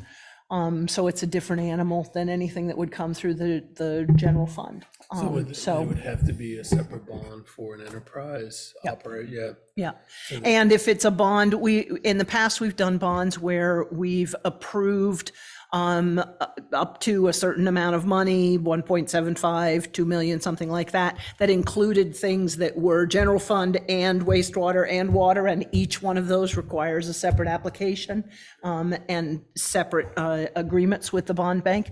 It also has a difference in payback timeframes. The larger infrastructure projects, like things associated with the water treatment plant or with the wastewater plant, or with the reservoir, things like that, have a longer payback time. They typically are 30, maybe even 40 years, depending on what the project is, whereas general fund typically is 10 or 20 years, again, depending on what the project is. So. Questions for manager or the treasurer, Burn Rose? My thanks. Sorry, my hand's been up for a little while, so I'm backtracking. To just ask, where are we when we are thinking about ADA and accessibility? I know that it was something we were starting to look at quite seriously. I remember being over at City Hall measuring and coming up with some ideas where we could make the bathroom upstairs accessible, and it could be used by anyone. And while we're spending money and we're fixing things, how do we make sure that we include everyone? How do we make sure the bus stops we put in are safe? How do we make sure that, Michael, Councillor Booton, you brought up that there was a handicap accessible porta potty at the pool, and I saw somebody with a wheelchair using that. So when we are accessible, we make sure that all of our citizens find a place to live, but it means also that people from other places that come here are able to come and enjoy, spend their money when they can get in and out of our buildings and use them. And I just wanted to bring that reminder up. We don't have an ADA committee anymore, and it's still my duty to show up and remind us that we need to remember people with disabilities while we're making our plans. Thanks, Brian. Thank you. Hi, Bernadette. We actually have an ADA accessible bathroom in City Hall now in the Barre Up space on the first floor.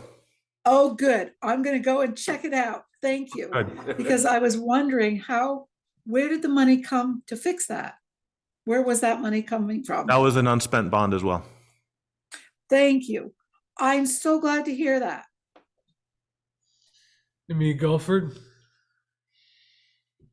Hi, I was just curious, in the detailed table with all the individual projects, near the bottom of it, there's a North End stormwater project related to 2011 flooding, and I would love to hear more about that, where that fits into what the city's planning. Yeah, Amy, I don't know if I saw Brian, I see Brian on. I don't know if he's able to jump in to answer the specifics on that one. It just caught my eye that it says it's to relieve chronic flooding in the 500 block of North Main Street. Yeah, this is Public Works Director Brian Baker. There was two projects that were done or designed. One was out on Granite Street, and I believe both projects were designed and Granite Street got built. I believe they ran out of funding before they could do that second project. We have actually brought that, kind of dusted it off, and are going to try to leverage to get that money to complete it. But it's to add an extra outfall through there to relieve some of the water that builds up in that area, of course. So that's where we've dusted those plans off and are, reevaluating to make sure it was designed correctly, and then hopefully we can leverage some funding to get that one complete. Thanks, Brian. Thanks, Brian. Well, I have Brian while he's on the line, and then Steve. I noticed there's like several public works studies that are still I think they're maybe in 4 or 5 different lines. One of them includes the street standards, which I assume is needed to meet the municipal general roads permit for the hydrologically connected segments of roads and increase our ERAF reimbursement rate. Are those going to happen in 25? And who's going to be the project manager for those? It is one of the things that we've looked at. We haven't probably gone any, it has come up on the list of things to do because of this flood, but still probably early in the planning on moving that forward right now. Did the staff weigh combining any of those studies? Because some of them are kind of smaller contracts for very similar work. Yeah, I think when we do that, when any of these projects come up, and the example is the HVAC for City Hall and Public Safety Building, when there's a chance to do one bid for multiple of these projects, we leap at the opportunity to do that. Yeah.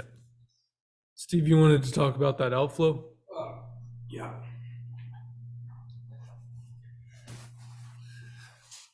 That, I think what Amy's talking about is what we call the North End Stormwater Project. It was, there were 2 components to it, like Brian said.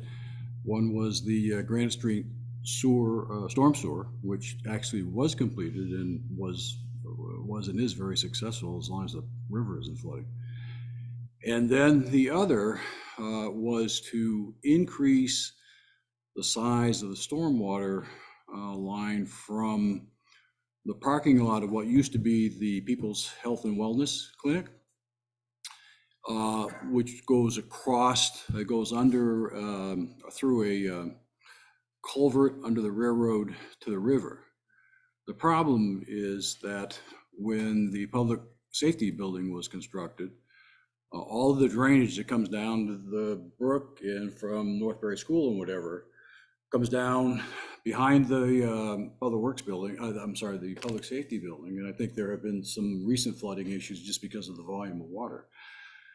But that went through a 36-inch line, which connected in a manhole in the parking lot at People's Health, the old People's Health and Wellness, to a line that was 24 inches.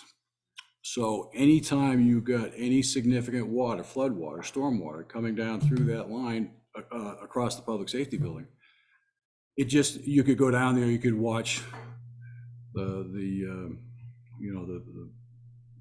bubbling out of the surcharge of the manhole in that parking lot. So we had, I had applied for a grant from FEMA, and we got a grant to do both of them. We combined them. We combined the design of both projects into one contract, the construction of both projects into one contract. We had them built Granite Street first. The contractor wanted to do them in succession, but part of the problem is that as we got through the design phase, we saw that and got the survey done, the topographic survey done, we saw that there were physical constraints that compromised the original design. That was really a very preliminary concept prior to having the hard topo and utilities information to do a final design of the storm sewer. When we did that, we found there was a utility conflict. So we had to do a redesign. We did the redesign, and it was compliant with the requirements of the grant, but it had to go back through Homeland Security and then down to FEMA to get reapproved. And this is one of the biggest sore spots I've ever had since the administration. As far as I'm concerned, FEMA held up the completion of that project. It should have been done 3 or 4 years ago. There was, as far as I was concerned, there was a bureaucratic obstruction in FEMA that prevented their approval of the revised design. Janet and I went back and forth with, in fact, we had, I think the gal's name was Sue Smith in Vermont Homeland Security. I think she was equally frustrated. They kept asking for justification of the hydraulic design I sent it down 3 or 4 times, and eventually time ran out and they just canceled the grant. As far as I'm concerned, that's on FEMA.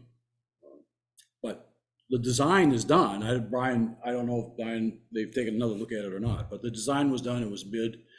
There's no reason it should have been built except for delay at FEMA's end. I'm very sore about that. Thanks for that background. I'm sure that answers Amy's question. On the order of discontinuance for the wastewater treatment plant violations, how many millions, I mean, ballpark, are we talking to get that thing where it should be? The plant? I don't think we know yet. I mean, we've expedited the headworks part of it from Wright Pierce, and that's going to be 7 figures, mid to high 7 figures. And so I think the whole plant is TBD, but it's going to carry a steep price tag. Probably talking in the $15 million range. Yeah. Yeah. Yeah.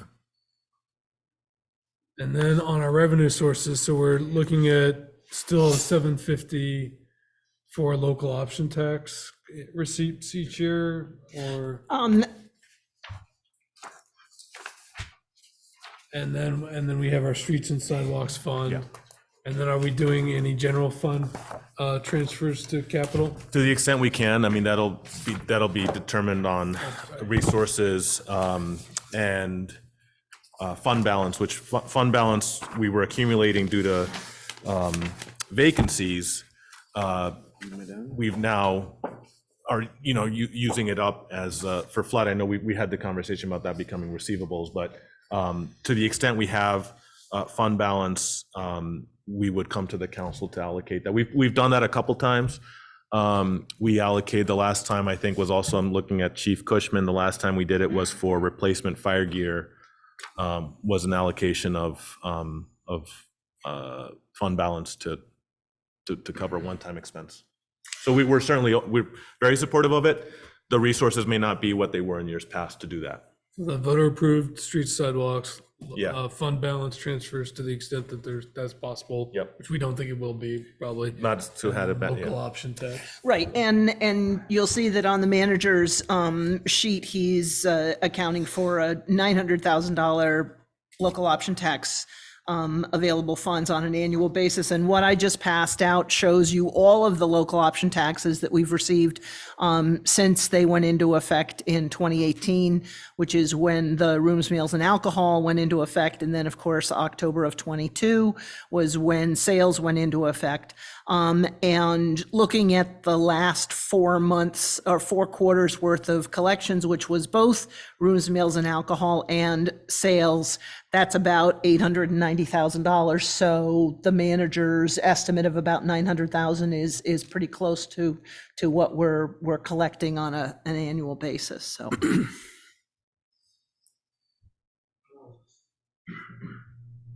So I guess that brings us to the gap. So we have a lot of needs. Yep. We have a limited amount of money. We may have some bonding capacity. It's not, and then, so what's the plan for 25 to fill that gap? That's what this is a plan to fill. Yeah, the plan is either to fill the gap or to defer, right? That's how it's the same way we're building the budget. It's either finding resources or cutting costs. And so the way we cut costs here on the capital plan is we do what Councilor Booten suggested, which do we build a permanent structure for a bathroom, or do we do rentals of portable toilets, right? That's one way to do it. Do we defer, do we decide that some things can wait another year, and some of those things we can, some of those things you're rolling the dice, some of those things, you end up being okay, and others come back to bite you. So we have to, we're going to look for grants. We're going to, that has to be part of the strategy. And hopefully we can continue keep as many of those projects as we can and find alternative funding sources to do it. So for example, one of the things we did last year was the Rotary Park roof. We shared costs with the Rotary Club, right? That had and so that reduced costs for the city. to get a project done and out of the way. That's a couple $1,000s, so it's not going to solve it, but it's the kind of things that we'll look to do. It's in Council Booton and Council Lozon. Just a question about the local options tax. We're giving about 300,000 to the state. Is that what I'm seeing here, or am I They're reading that keeping wrong? it for administering the program. And the money that the state keeps goes into the pilot pool. So we actually get some of that back in increased pilot payments from the state. And that's actually something we're budgeting for, is an increase, because we've been seeing that. Just out of curiosity, would it be more feasible for us to hire somebody to collect? Nope. Okay. All done. Council Lozon. I don't know that that's an option anyway, Councilor. I thought Williston did it. Yeah, but not for us, as Carol Okay. said. I mean, if you Had to do with say nope, and I was done. Not feasible. Burlington does the same thing, and they struggle with it at times. Oh, okay. Nicholas, the auditorium upgrades, we talked very briefly at the last council meeting about that. I just want to have a clear understanding. I appreciate the fact that folks are being understanding with the flooding challenges. So they allowed us to defer that. That was until when in 25, It give or wasn't take? like a specific time frame. So what we've said to them is we'll be in touch with you in the coming year. So what we had to do with the odd was we had to identify a match source by September of last year. Of 23. 23. So flood hits, first week, we say, we're definitely not getting you our match this year. They said, that's fine, we understand. Don't worry about it for this coming year. We'll be in touch. So one of our things is we have a calendar invite set to touch base with USDA after budget's approved, so we know where we are, or after budget's warned, so we know where we are and what the next steps for us are. But they said, don't worry about the availability of those funds. And that's give or take a $3.5 million. 3.5 million. We had to find match. another couple million. Yeah, it's not a full match, but I think a 60-40 match. Yeah, in a revenue, and that's the one that I think and I know you are. Yeah. You are laser focused on that. But that's also, some of those upgrades aren't really upgrades at all. Mm-hmm. They're replacing equipment that is Yeah. simply deficient and is going to Absolutely. fail. And that's a real match. It's hard I'd be very disappointed if the city walked away from that. I understand it's $3.5 million. I get it. But a lot of that equipment is going to fail anyway in the next 10 years. And it would be, in my opinion, that would be a tough one. If I watched the city pass on that, that would be tough to watch. Yeah, I'm very supportive of it. I think that I love the facilities up there. I think they bring tremendous value. And so we are very committed on the staff side to see that through. And we actually, right before the flood, Clerk Dawes and I had seen folks from the Vermont Bond Bank at where were we? We were in Town Fair. We were somewhere. We were at a conference. Yeah. And we were speaking about, we were looking at another low interest loan to make up the match, which would allow us, as we got grants, to sort of offset it. So we were there. We were ready to make that September deadline. And so we're definitely not going to let it fall off, because we know that the sooner we do, the longer we let it languish, the more expensive it's going to become, and the less usable that building will become. Correct. Thank you. One of the things thinking about the big ticket items, the wastewater treatment plant, that $4 million match, and the public works garage. We've been talking about the public works garage, at least for my 4 years on council, and it's in a pretty abysmal condition. When that earmark request came before council, I remember, brought by Steve McKenzie and Cody Morrison, I asked, is there a match to that grant? And council was told there was no match required for that grant. Now we've learned that there's now a $4 million match associated with it. And it's not just for essential maintenance. It's also for, air conditioning, which is in the nice to have category. And my concern with this, and when I talked with Senator Sanders over the summer, he asked, what's your top facilities or interest for the city? I said public works garage. And when we've set an earmark for the odd, I think we're putting some priorities. As any budgeting process does, we put some priorities ahead of other priorities. And what I keep seeing happen over the past 4 years is the public works garage keeps getting kicked to the side. And I think it's a department that has been grossly underfunded compared to some of the other departments. And we're buying equipment that's in substandard storage conditions. So I would love to see a solution where that could move forward, paired with real affirmative action on moving a public works garage forward. Because what steps have we taken? And I know it's been a crazy year, but what steps have been taken on the public works garage? Yeah, I mean, I think we were, I think the day after the flood, the day of the flood, Brian Baker was meeting with his foreman downstairs about the scaling of the project, of the public works project, garage project. And so we had, we were planning to come update council about, we're gonna, we visited 2 sites. We visited the Montpelier garage, we visited the Newport garage. Fantastic buildings. I mean, Montpelier lucked into a state facility that's terrific. Newport's garage is simple and really great, easy to replicate, and would have met all our needs. So we had plans from Newport. Brian was working with his guys to sort of figure out scaling and listing out our sort of the staff priority needs for that building. And our issue, and we were planning to say, how can we make the current site work? That was the assignment that Brian was working on with his foreman. How can we make 6 Burnham Street work for this building, and how can we fit a building on that site that does the things that the Newport garage does and the Montpelier garage does? And then that afternoon happened.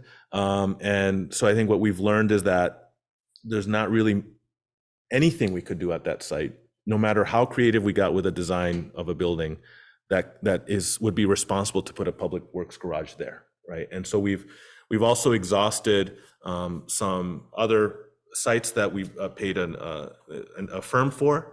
I think we've probably come to a mutual conclusion that the sites that were investigated are impractical.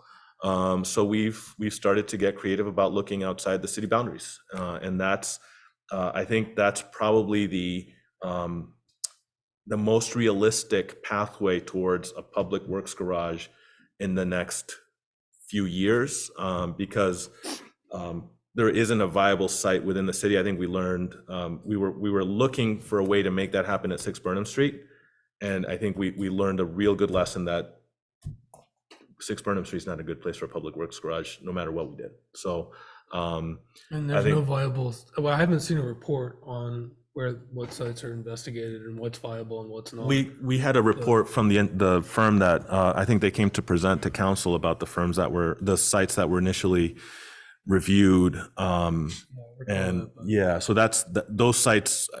It's my understanding none of those sites were palatable. So we had then shifted again at the staff level to say, we saw these designs in Newport, we saw this design in Montpelier. How can we come up with a design at 6 Burnham Street that replicates those garages? We go to our engineering firm to figure out how they can make that fit on that lot, and then we come to council with that design. We got stuck we never got past that point because the building flooded. So now we're at a place where the sites we looked at didn't work. The site we wanted to look at didn't work. So now we're casting a wider net, and are we looking out? I think we have to look outside the city now. If someone knows of a site that we should look at within the city boundaries, I'd love to know. I don't know that it exists. We've actually this will upset people. We've thought about Civic Center, and there's not a big enough footprint. And I've talked to Brian and his foreman about it, and that would be a huge trade-off, obviously. But it wouldn't matter because it's not a big enough footprint for what they need. Has anybody talked with doing a land swap with the school where the field's by the elementary center? We have it. And buying them athletic field somewhere else and putting a public works garage there? We haven't. I'm happy That's to explore that. That's what I'm yeah. wondering. It seems like there are a lot of little sites around the city, and they've taken some narrow investigations of particular sites, but maybe haven't cast the net wide enough in the Yeah. city where we wouldn't have to pay property taxes. And I don't see anything in this capital improvement plan that moves that project forward, and that's really what concerns me. I disagree. I think we've been, this is the number one priority for myself and Brian with Public Works. We have, if there's a viable site, if there's a 6-acre site where we can put a garage, we'd love to know. We haven't found one in the city where we can do that. And that's what we need. That's scaling it down. I know that the first design that came to the council was not affordable and perhaps more than we needed, but we still need about 6 acres to make this work.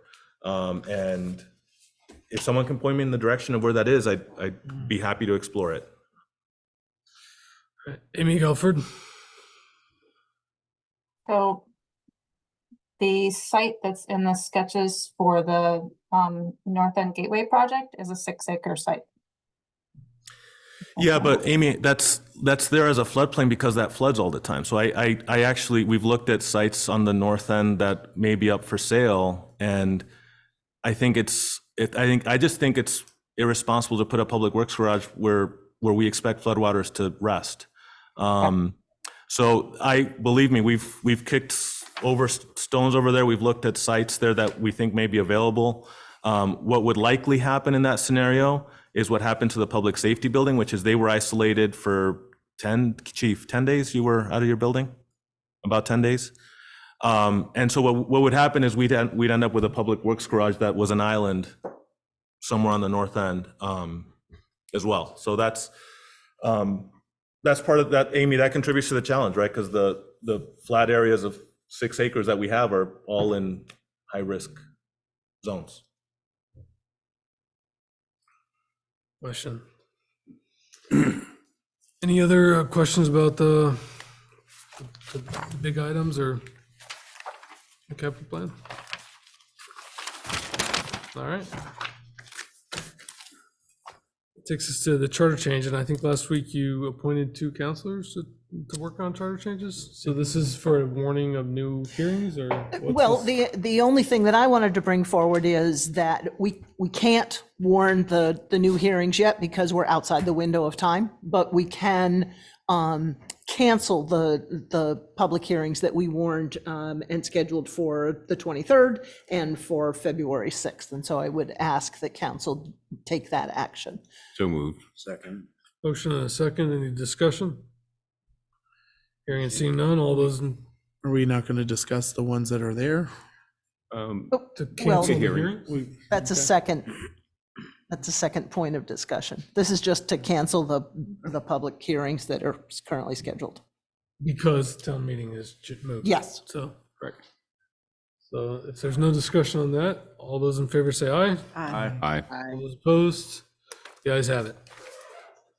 And you need a second motion? No, council had asked last week when we brought this up to have a discussion, a more substantive discussion about the items that are included. content. Right. Yeah. About the draft language that has been circulated. So, Do we need to do that now? That don't the need vote- to. It had just been, It had just been brought up last week to have an opportunity to do that. Right, but now we're out to May, Yeah, we've got So we've time, got- but plenty of time, and I think you were working on that, correct? Sam and I. So We probably, were waiting probably for- haven't gotten that far in a couple of weeks now. No, we haven't at all because One we were week. waiting for Yeah. the word from the lawyer. Is this true? Yeah, so the city attorney has, the firm has received the draft language. They are also where the town meeting days moved, so I've advised them that we still would like their feedback sooner rather than later because of the fact that if there's any changes and tweaks that council would have to consider those as well. So we expect some feedback from them soon in the next week or two. But this was really, as the clerk mentioned, at the budget seminar, there had been sort of since we'd been sort of focusing on the procedural part of the charter changes with the hearings and et cetera, there had been some desire to talk about the content. So this was simply placed on the agenda as an opportunity for people to speak to the content if they so wished. I'll always take an opportunity to speak to the content of it. I think we should focus mainly on getting rid of the school stuff in there versus the other portions of the charter changes. If there's no further comments, I think then we're done, right? Yeah, Steve, you could come up here. You could come to the microphone. Yeah, well, if it's not premature, I have comments on it. Do you want to wait now or for the hearing? So to me, it does feel premature because we just canceled hearings. We don't have any language. We have concepts. We have the subcommittee at council that's working on them. We've gotten a legal opinion. They're going to come back to the council for a warning. Yeah, I wouldn't wait for the hearings because the first required public hearing is generally a week before the warning is approved. So it's pretty late in the process. Although it doesn't have to be that way. We could move it forward. A week or so. It's one of those things that falls within the 30 to 40 days. Okay. Before town meeting. So there is a window. But we can have discussions anytime. It's that formal first reading or first hearing has to be held in that window. But council can have have it up for discussion as an agenda item as many times as it wants to. So, I mean, we could start discussing the text, the day after March 5th, we could start right. And then that would give us, a month before the warning. So if you want to speak to it. So. Yeah.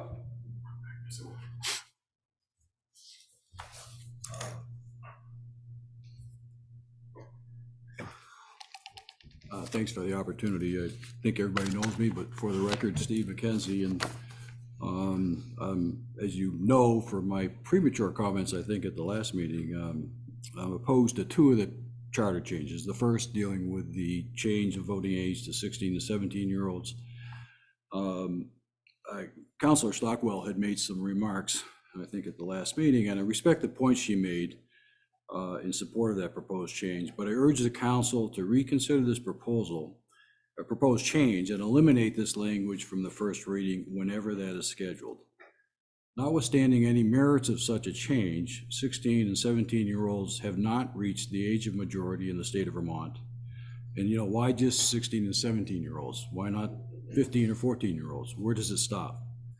What is the standard by which the council justifies or determines a voting age other than the age of majority as established in Vermont?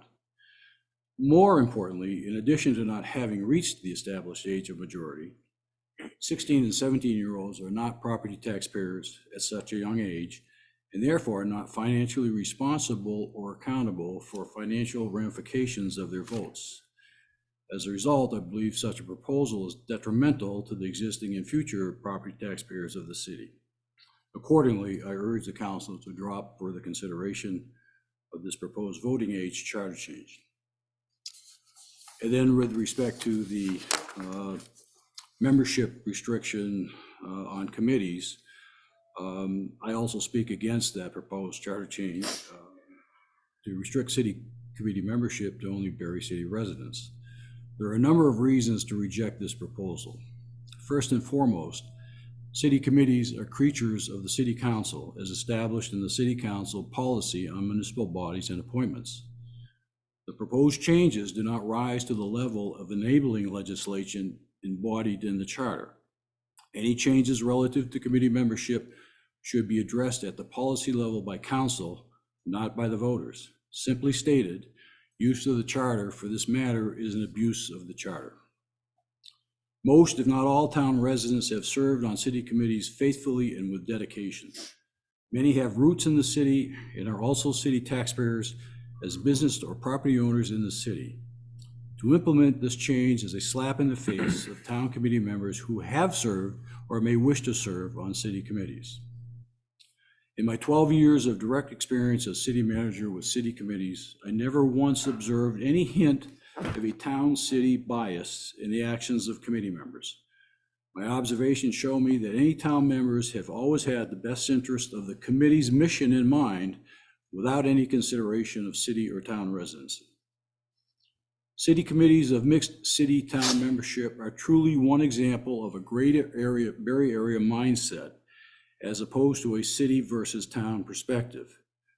To implement such a change, whether by charter or policy, only serves to exacerbate any shadow animosity between the city and town.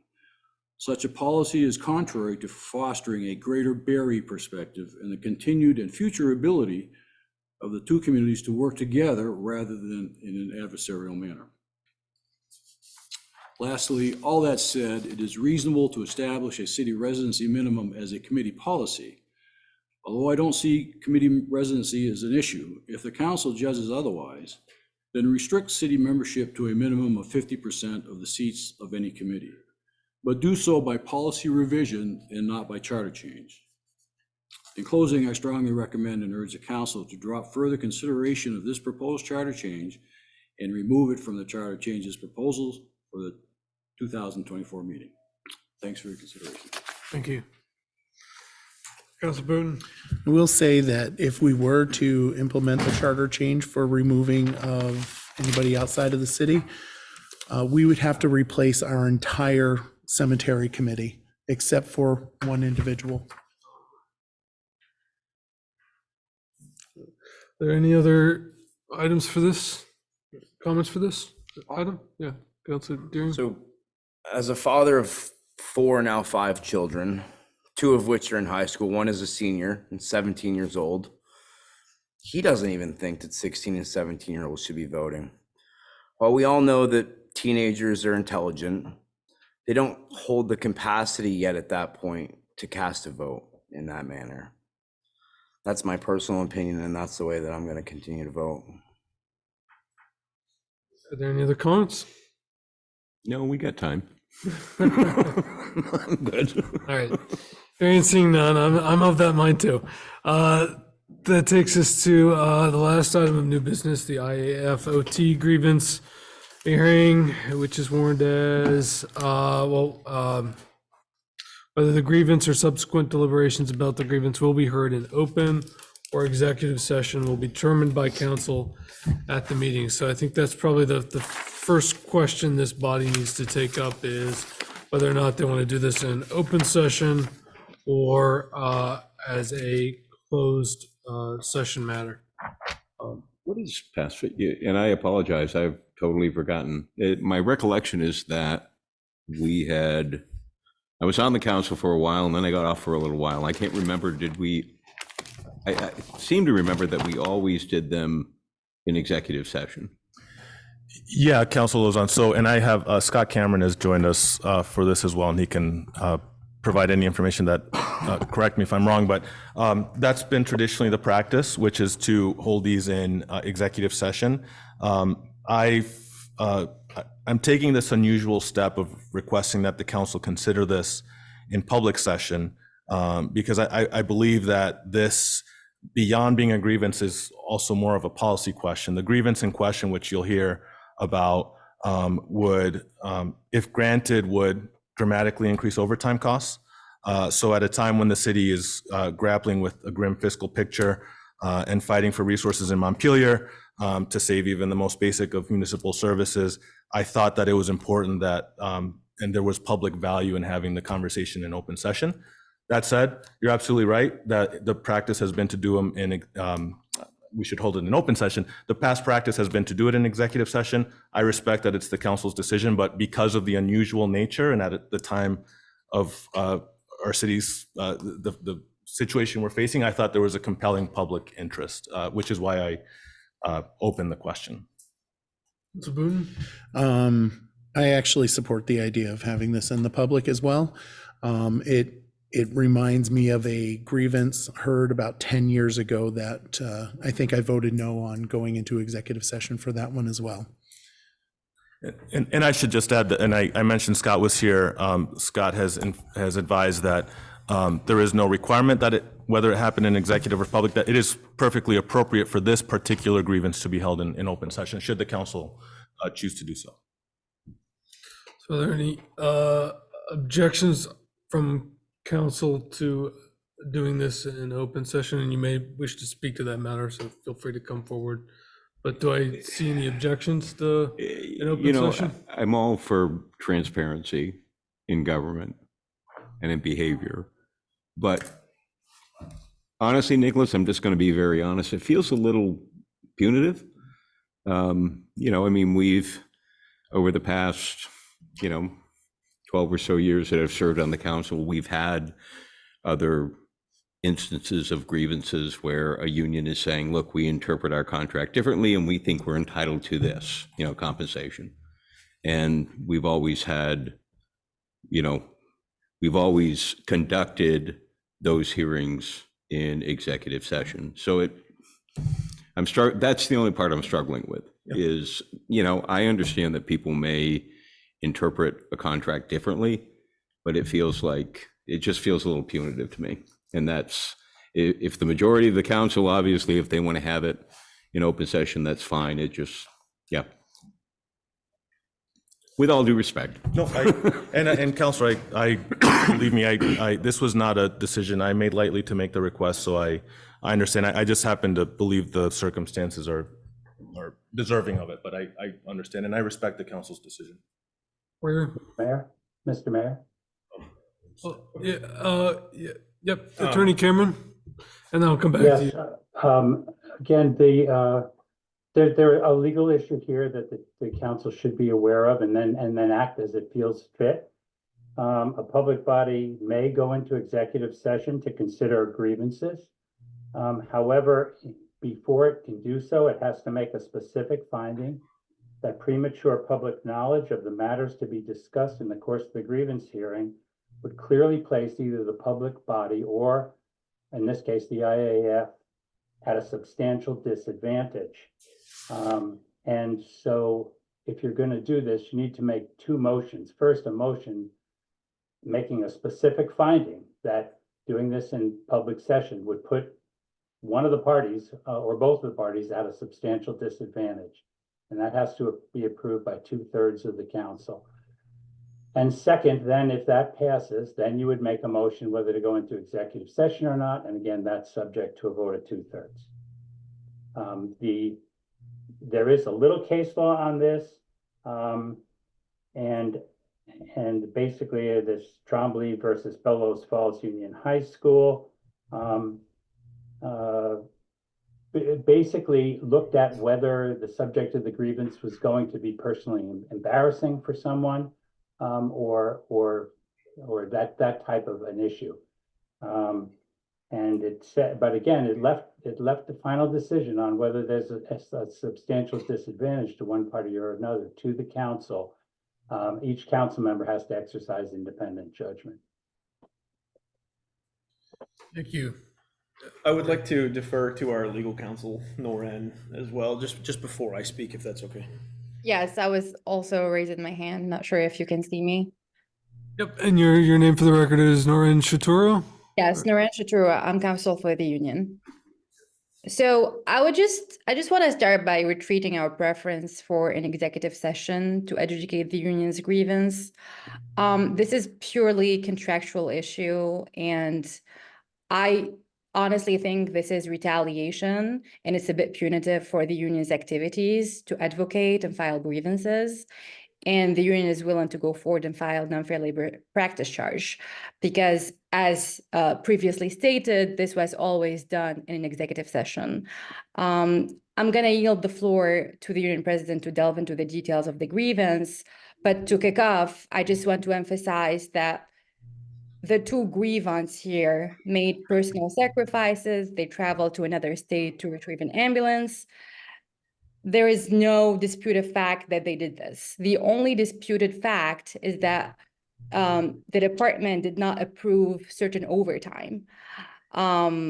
And the only disputed fact is the amount of overtime these firefighters are entitled to under the contract. And the answer is contained within the party's CBA. I would respect and defer to council, but at the same time, I just want to make our position very clear that we would really prefer this to be adjudicated and resolved, hopefully in an executive session. Poirier, did you? Yeah, I have just a little more to add on to that. I'm sorry, can you state your name for the record? Yeah, my name is Holden Poirier. I am the Secretary Treasurer of the local 881 IAFF chapter. Our request for having this hearing in executive session is really based on two things. Not only is it personnel related in nature, and as Councilor Lozon mentioned, every one of these grievances in your time or in recent history has been handled in executive session. Also, it's based in statute, as the city's legal representation, Mr. Cameron said. The Vermont statute itself says that there needs to be a specific finding that it puts someone at a substantial disadvantage. And I think that in the position that we are as a union, we are already at a substantial disadvantage. In his posting of the description of this grievance in the agenda for today, the city manager has created a lot of misinformation, a lot of erroneous and inflammatory statements that are wholly untrue. And the disadvantage that we are placed at right now in this moment is that by him posting in the way that he has, it creates a large potential for bias, not only amongst the city councilors, but also amongst the members of the public who are only hearing one side of this story. And they cannot come into this process as an unbiased party. And I think that having a broad spectrum of an audience and an unbiased group of people trying to solve a grievance between administration and the local 881, I think that it would not be in anyone's best interest. And I think that that is where our request for executive session is coming from. Thank you for those statements. So we have one counselor amenable to an open session hearing. One counselor interested in sticking with precedent. And since this is a quasi judicial matter, I'm not going to take comments from the public. But where is there, I guess it's up to a motion to be made here. So, and I can't make motions. So, well, I guess I'd like to have Mr. Cameron speak to findings. Obviously, we have to make findings at the premature disclosure of the content of the hearing would put the city at a substantial disadvantage. So could you comment to that, Scott? Because there has to be a motion. No. I understand there has to be. I understand the parliamentary procedure. What I'm talking to specifically is, as the city's labor attorney, what would the basis be of such a motion? I mean, I can think of one in my head, but what's your opinion? I haven't heard it yet. I was listening to Holden, and he was complaining that, there's some things have been said that are untrue, and that, and so to me, that argues that holding this in open session would allow all members of the public to hear what the union has to say and would expose any lies if there were lies. So I haven't heard yet the union say why there would be a substantial disadvantage to them. And as to the city, I don't think the city believes there would be a substantial disadvantage to the city. So I think it's, again, the council would have to vote on that issue, whether there is a substantial disadvantage to either party. And if it found that and voted that by a 2/3 majority, then you could vote to go into executive session. I would add, if we're pursuing this from a legal point of view, I would add that this would cause a chilling effect on the union under Chapter 150E. the fact that this is held in a public session for the first time in years. So what's the meaning of a chillant fact? Chilling effect, meaning that in the future, the union would not want to file grievances just because of this having to expose their legal issues, their personal disputes in public, and therefore the union would not be willing to file grievances and use the grievance process as established in the party CBA just because of this. So I have a question for our attorney. So based on, this legal test, as I understand it, of a substantial disadvantage, grounds as you've explained them, Scott, would be that there's a personnel matter, things that would be personally embarrassing to an individual, that'd be facts related like personal finance, medical history, things like that would all be grounds, but nothing in this matter I've heard suggests that we're going into that territory, right? Again, I wasn't trying to give an exhaustive list, but yes, if this discussed somebody's application for medical leave, and they wanted to talk about the reasons why they needed it, that would certainly be something that would, meet the substantial disadvantage test. Again, I think that if the union feels that it would be at a substantial disadvantage, it should articulate that. What I heard so far is that they think that members of the public have been somehow hoodwinked or whatever by the posting that already was made. And so I would think that airing this in the sunshine would help to dispel any problems. But again, I think that's strictly in the hands of the union. The statute in this case doesn't make grievances automatically subject to executive session. It only makes them subject to, in fact, it only allows them to be held in executive session if one party would be at a substantial disadvantage. And that's up to the council to vote on. I don't see that we get to findings, Mayor. All right, so 2/3, we'd have to have 4. yeah. All right, so if there's no motion, then we need to conduct the hearing in open session. And so. Want to finish the rest of the regular business first? No, Okay. since it's on the agenda this way, that's how I'll do it. So this is a quasi judicial process. So in this matter, that means that as city councilors, I want to give everybody an opportunity to disclose if you have any conflicts of interest or have engaged in any ex parte communication in regard to this matter. No, sir. Okay. And what I'm going to do is give the union an opportunity to present and explain your grievance, offer any evidence or testimony, and do that without interruption from any city officials. When you're done, let us know, and that'll give council an opportunity to ask any questions that we think is relevant. So we're going to avoid any talking over each other. But as you each speak, definitely state your name for the record. At the end of your presentation, city officials, so the manager, the chief, council as needed,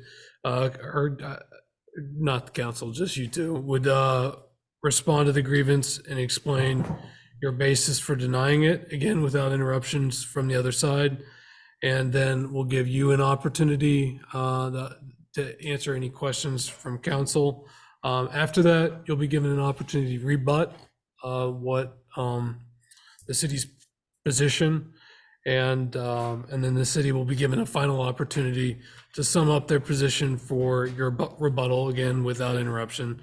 And then what we'll do is we'll enter a deliberative session afterward, and then come out and vote in an open public session. Are there any questions about process or procedure? Or anything you want me to know as chair, or expectations you have? Okay, all right, good deal. And I don't, Scott, do I need to do any swearing in for this, like a DRB hearing? It's not required. Do either party want the witnesses to be sworn? I think we usually at this level keep these grievances as informal as we can. Great. All right. So kick us off. Counsel for the union have any objection to that? Do you want to No, witness this one? that's fine. Okay, thank you. Thank you. And before we start, you'll see are these tabs. I'll reference need different one, thank individual you. numbers throughout, or letters throughout. And that's just going to be the document I will be referring to at the time in the speech. But just to preface that and not have confusion like last time. And if you want to introduce yourself for the record. Yeah. So my name is Camden Morrison. I am the president of the Barre City Firefighters. To my side, I have Holden Poyer, Kirk Strasberger, and Anderson Brown, all members of the executive board. Behind them is David Rubalcaba, who is one of the grievance in this case. And then, as already spoke, Naren is our legal representation. So in front of you today, we have a simple grievance regarding earned overtime pay being withheld by the city's management team. We have compiled documentation that is relevant to this issue and have placed it in front of you in these packets. This grievance stemmed from a trip taken by two of our members, Vice President Strasberger being one of them and Member Rubalcaba being the other. As you are aware, the city is purchasing a new ambulance to assist and provide service to the taxpayers of the city. Well before the purchase of this ambulance and signing of any documents, a committee was formed to navigate the complex process of speccing out an ambulance as would best suit the technicians of our department to provide effective and efficient medical care. Of this committee, Firefighter Strasberger was the chair, and part of that role was to contact manufacturers and the city in reference to the build. This was performed by the distribution of a request for proposal created by the committee. Part of this RFP was to travel for two committee members to the factory for a final inspection of the ambulance. This was built into the price of the ambulance that was already being paid for by the city. The city settled on Osage as a manufacturer and DeSorce as a dealer. From this, contracts and financing were secured by the city for the purchase of this ambulance.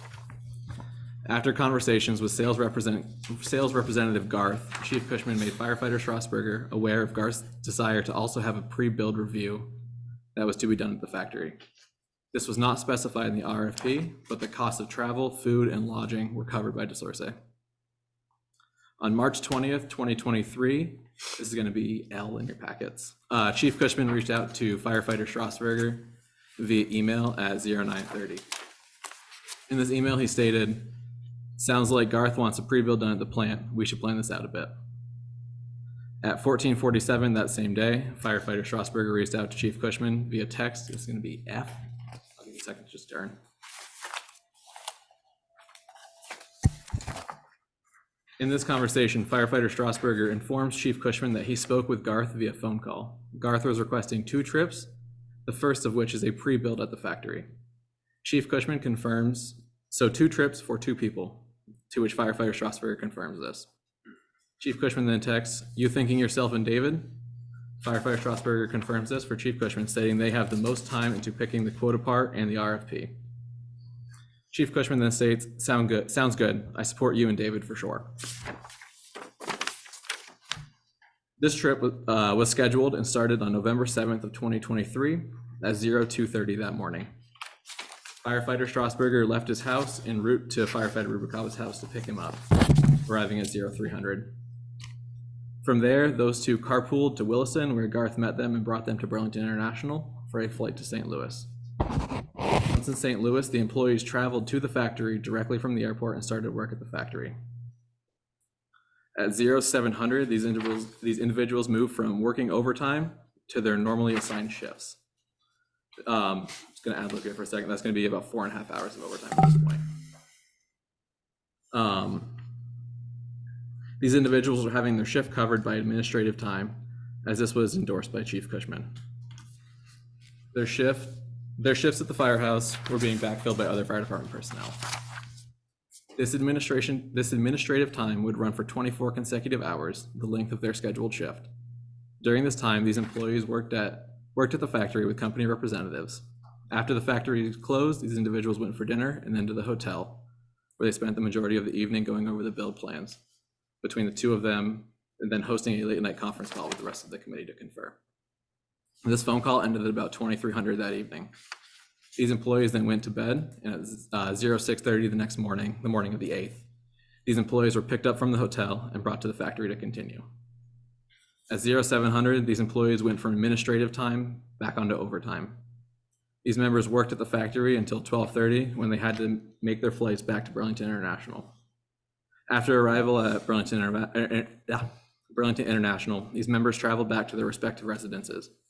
Firefighter Rubicaba was dropped off at 2000 hours and firefighter Strasburger arrived home at 2030. During this trip, firefighter Strasburger totaled 18 hours of overtime worked outside of his administrative leave, and firefighter Rubicaba worked 17 hours. Following this trip, firefighter Strasburger had not put any pay on his timesheet yet. Chief Cushman texted him again, this is going to be the letter G, and asked him, "You figure the 24-hour shift covers your travel and working time?" After a little bit of back and forth, Chief Cushman states, "I noticed you only had the 24 down and wanted to make sure it got covered. If it was a little under, I'm not going to charge you time." The firefighter Strasburger then replied, "Worked out to 30," and was instructed to add the extra 6 to your time, and was instructed to add the extra 6 to your timesheet. Chief Cushman then texted firefighter Rubicaba on November 13, asking him to check his timesheet, as firefighter Rubicaba had put down 12 hours of overtime. And it's going to be letter J. It's going to be his timesheet for that. This was followed by a phone call to Chief. Just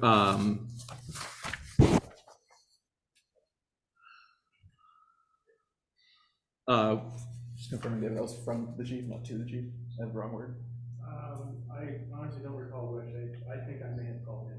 Let's stick with a phone call to Chief Cushman. In this phone call, firefighter Rubicaba got the impression that Chief Cushman was attempting to exchange overtime for straight time. He was informed that he was not able to do this, and the phone call was ended. On the 13th, after firefighter Rubicaba and firefighter Strasburger had discussed what they were going to put on their timesheets, they both decided they would put 12 hours. Chief Cushman, Finance Director Monahan, and Human Resources Director Taft called firefighter Strasburger and informed him that the 6 hours Chief Cushman informed him to put down was fair for that trip. Chief Cushman then reached out to myself to discuss the trip and overtime, stating, "Don is going to pay out the 24-hour shift. We can work through the overtime aspect." The next day, I reached out to Chief Cushman requesting a labor management meeting, which was held at Alumni Hall on November 17th. This item was requested as an attempt to resolve the issue at the lowest level possible without the involvement of the council. Chief Cushman was informed that we wished to discuss multiple items at the meetings, and at his request, this was condensed into one meeting with 3 items. One of which was the stance the management took on a member changing the certification level. The second was this grievance, and the third was the distribution of overtime within the fire department and how it was to be distributed. This meeting took place and lasted about an hour. The first topic of discussion was the change in certification. The second was the Osage grievance. Once moved on to the Osage grievance, the IAFF laid out the argument that the contract is very specific in this matter, and this is going to be D. I believe, correct me if I'm wrong, I highlighted the key parts of the contract in this, but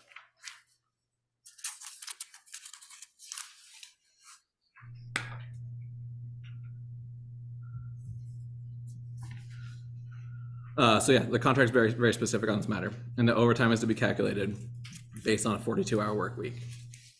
It is also very clear that all approved time is to be counted towards the 42-hour work week, and the overtime is to be calculated off from that. Management was informed that 2 members would be asked to put the full time down on their. Management was informed that the 2 members would be asked to put the full time down on their timesheets by myself. Manager Sorelli Castro stated that it would not be paid, and he was informed the grievance would be filed to the chief at that point. Manager Sorelli Castro then informed the IAFF that to bypass the grievance procedure and just bring it straight to council, and he would make sure this argument was held in front of the public, so he could prove that we were just being greedy during a financial crisis. Management was informed multiple times in this meeting that no one individual had the unilateral authority to change how the contract is written and request a scheduled shift be split into multiple time periods to cover work performed. In the middle of deliberations, at about the 1 hour mark, when Finance Director Monahan stated that she needed to step out soon, Manager Sorelli Castro rocked back in his chair, stood up and grabbed his coat while yelling at the union that this meeting had been a waste of his time. Manager Sorelli Castro then told union members to get out of Alumni Hall.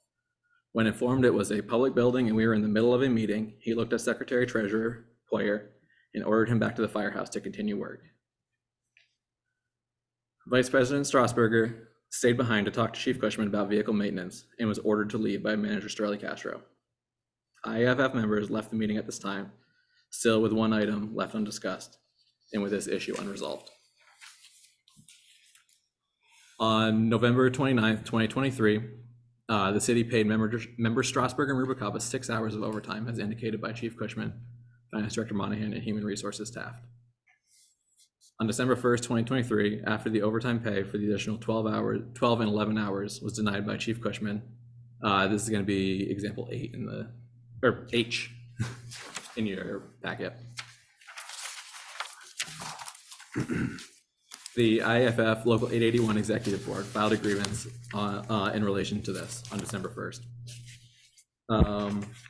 And this is going to be example A. It's just going to be a copy of our grievance. I believe it's the copy to Chief Cushman.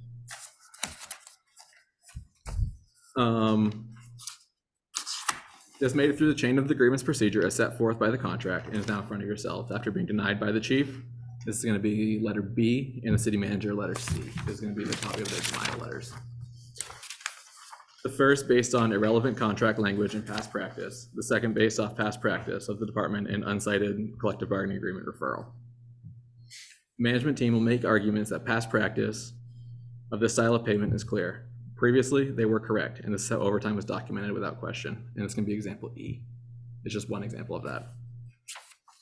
In this instance, the time was questioned by members and payment methods were questioned, leading to this grievance. The contract language is clear. A shift is to be 24 hours long. There is to be a 72 period of time off between shifts at a minimum. Any work performed outside of those hours is to be documented and paid as overtime. All leave that is approved by the chief of the department is to be considered as time worked in calculating overtime. After consultation with our legal counsel, we are providing an example of case law, which is provided in your packets, and it's going to be letter K. This documentation is the decision of an arbitrator provided after a grievance made to their desk. This is from 2012. This case is from a school district, and the important language that will be explored is the language in the discussion section on page 3, and I highlighted that for all of you.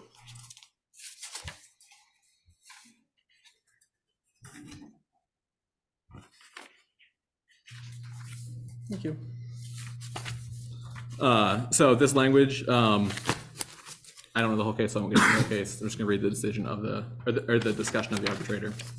Parties have been empowered to interpret. Parties have empowered him to interpret without adding to, detracting from, or modifying in any way the terms and provisions of their agreement. If the express language is clear and unambiguous, the arbitrator must give effect to that language. Otherwise, he would not deviate. He would deviate not only from one of the cardinal principles of arbitration. And then skipping a little bit and going to the next section. It is also a basic fundamental concept in the arbitration process that arbitration functions in interpreting and applying contract language. Is first to ascertain and then enforce the intention of the parties as reflected by the language of the pertinent provisions involved. If the language being construed is clear and unambiguous, such language as in itself is the best evidence of intentions of the parties. Don't know how to pronounce that word. Obviating resort to past practice, bargaining history, or other extrinsic evidence. In the absence of any ambiguity, the arbitrator should rely solely on the language used by the parties to discern the meaning of the contract provisions at issue. Thank you. The interpretation of this language is that if the language of the contract is unambiguous, then the language of the contract shall be the sole evidence viewed and interpreted. This goes on to further empower that with unambiguous language, the contract is the sight and mind into the parties upon the creating, negotiating, and signing of the document. With the language of the contract being clear, which it is in this case, the language is to be interpreted as to what the city and the union have already agreed to, and the past practice argument shall be nullified. With this unambiguous language, this is a cut and dry decision that members were on approved leave time outside of the regularly scheduled Aside of the regularly scheduled shift member, Strasburger worked an additional 18 hours, and member Rubalcaba worked an additional 17 hours. And both members had already been paid 6 hours, with the remaining still to be paid by the city. Anything to add from the others? I have one thing. In that meeting on the 17th, we were provided a copy of the past practice that the administrative team wished to use. And the example that we were provided was a trip by one of our unit members in March, I believe it was, to the National Fire Academy in Pennsylvania, Maryland rather. They believe that because during that time the person was not paid overnight, that should be applied to this situation as well. That is inaccurate, and our stance is that they should be compensated for the time that they are spending overnight away from their families. It's different between that situation and this one because the member was on shift for the selection of when they went to, in this case, Osage. When that member went to the National Fire Academy, they were not on shift. It did not require compensation throughout the entire 24-hour period. So it's an irrelevant portion of past precedents and an irrelevant example because it's not the same situation by any means. The only thing that's the same between the two situations is that there was a person that was traveling.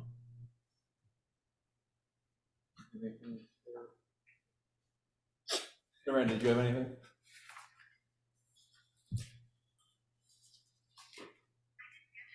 I'm sorry, did you ask me a question? Yeah, I was asking if you had anything to add there. Yeah, so I mean, I'm not gonna delve too much into the legal aspects of this, but I just want to clarify and I'm just anticipating the city's counter arguments. So when they reference past practice, just saying past practice doesn't make it past practice. It has to be the same past practice regarding the same fact pattern. So past practice is defined in many cases as a pattern of prior conduct consistently undertaking in recurrent situations so as to evolve into an understanding of the parties that the conduct is the appropriate course of action. I don't think this fact pattern happened before, and our position is very clear. We have contract language in the parties CBA that is very clear and ambiguous. In this case, and I'm going to read the contract language again. It basically says Article 9 confirms that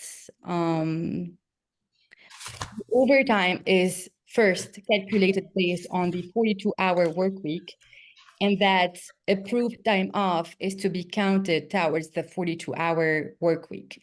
Here, it is undisputed that these two grievants will travel to Missouri, and they traveled for 2 days. We have the exact amount of hours that they quote unquote worked, and basically the city's argument saying that they're only entitled to 6 hours of overtime because that's fair. I just don't see any legal reasoning behind that. And I'm very curious to see today what's the city's argument going to be, because I feel like our position is very strong from a legal point of view. The contract is clear. There is multiple case law on the issue, and it clearly states that if we have contractual language that is unambiguous, it should be enforced as is. And here, I don't see any ambiguity. It clearly states that any approved time off should be calculated towards the overtime, which is exactly what we're arguing today. And if the city has any past practice examples, I'm very curious to hear that as well. Thank you. And I believe we only have one more statement to make. In the city manager's description of our grievance that was put into your packet, he says that it would result in an exorbitant new overtime cost to the city's taxpayers. We're not looking to establish any new overtime rates, any new overtime spending. We're looking for overtime to be distributed as per our collective bargaining agreement. And let's be real, the dollar value that is referred to as an exorbitant new overtime cost is $1,004.16 Between the two individuals. between the two individuals total. So at no point in time have we ever tried to come up with a new way to calculate overtime for ourselves. The entire process and our consistent complaint and grievance is that we want to be paid per our collective bargaining agreement that was agreed upon and established between the city and the union. This is an opportunity for city council to ask the union any questions about the testimony you've heard so far. I do have one Councilor question. Shambell? I may have misheard you, but it sounded like when you left, you had not been on the shift, or you had just gotten off of another shift, and then this 24 hours, is that on top of the other shift, or how does? Here, I'll hand you the mic. I'm Kirk Strasberg, Vice President of the IFF. So Emil, when we left, our shift started at 0700. I left my house at 2:30 in the morning. So from 2:30 to 7 o'clock would be considered overtime. And then at 0700 is my time to report on duty. From 0700, 24 hours to 0700 the next day. That would have been my tour of duty. Yeah, that's straight time. So that's the 24 hours. So think about if you work 8 to 4, that's my 8 to 4. That's 7 o'clock in the morning to 7 o'clock in the morning. That's my 8 to 4, if you want to look at it that way. Like my normal work hours. So the 2:30 to 7 is how many hours? Since I'm not. 4.5. There's 4.5 there, and then after 7 p.m. on the 8th, 7 a.m. on the 8th, whatever occurred from 7 a.m. when they were coming off shift until they returned to their home at 8 p.m. and 8:30 p.m. between the two of them is also overtime. So the straight pay occurs on their regularly scheduled shift from 0700 on the 7th to 0700 on the 8th. Anything outside of that, all allowed time off per our contract, is to be calculated as overtime. So if they started at 0230, from 0230 to 0700 would be overtime rate. 0700 to 0700 would be their straight time rate. And then everything from 0700 to 2030, when member Strasburger arrived back at his residence, is overtime. So it ends up totaling 17 hours and 18 hours total, because firefighter Strasburger had more travel time to carpool and pick up member Rubacava. And just to speak briefly to how we're coming up with the, if I may, not without a question being posed, but to how we're coming up with the travel time and working time calculation. If you look at letter G in the thing, is a text between Chief Cushman with the left-handed bubbles being the chief, stating that the paid time is going to be the travel time and working time. And the issue originally stemmed in this case from the city's desire to take the 24-hour shift and split it in two, opposed to our collective bargaining agreement, and have the 24-hour shift cover two different 12-hour segments on 2 different days, and then just have the remainder covered by overtime, instead of the 24-hour shift as negotiated being a 24-hour shift, and then 24-hour paid administrative time, and then everything else being overtime calculations. Does that answer your question, Mel? Yes. And so you highlighted in the contract, section 4, overtime, all approved paid leave shall count as hours worked for the purposes of calculating overtime eligibility. But and the other line in that is that really anything above the 42-hour tour duty for any reason shall be considered overtime. How is paid leave time in play here? So because they were on leave, administrative leave from their shift, Okay. Um, And that's how it's defined in the contract and used consistently. Any leave time from your shift is All approved leave. considered paid leave time in your opinion. Yes. Approved Okay. leave to perform city duties. They were sent to perform functions of the fire department on this trip, and that is why they should be compensated. I've taken many classes, and say my class is for a certification I need for the fire department. Say my class is on my shift day from 8 o'clock in the morning to 4:30, just because everybody can think of that. I was given time to go to that class. If my shift needed to be filled, my shift would have been filled, and then I came back to work. In this trip, obviously, I couldn't come back to work for the however many hours that we were in the hotel.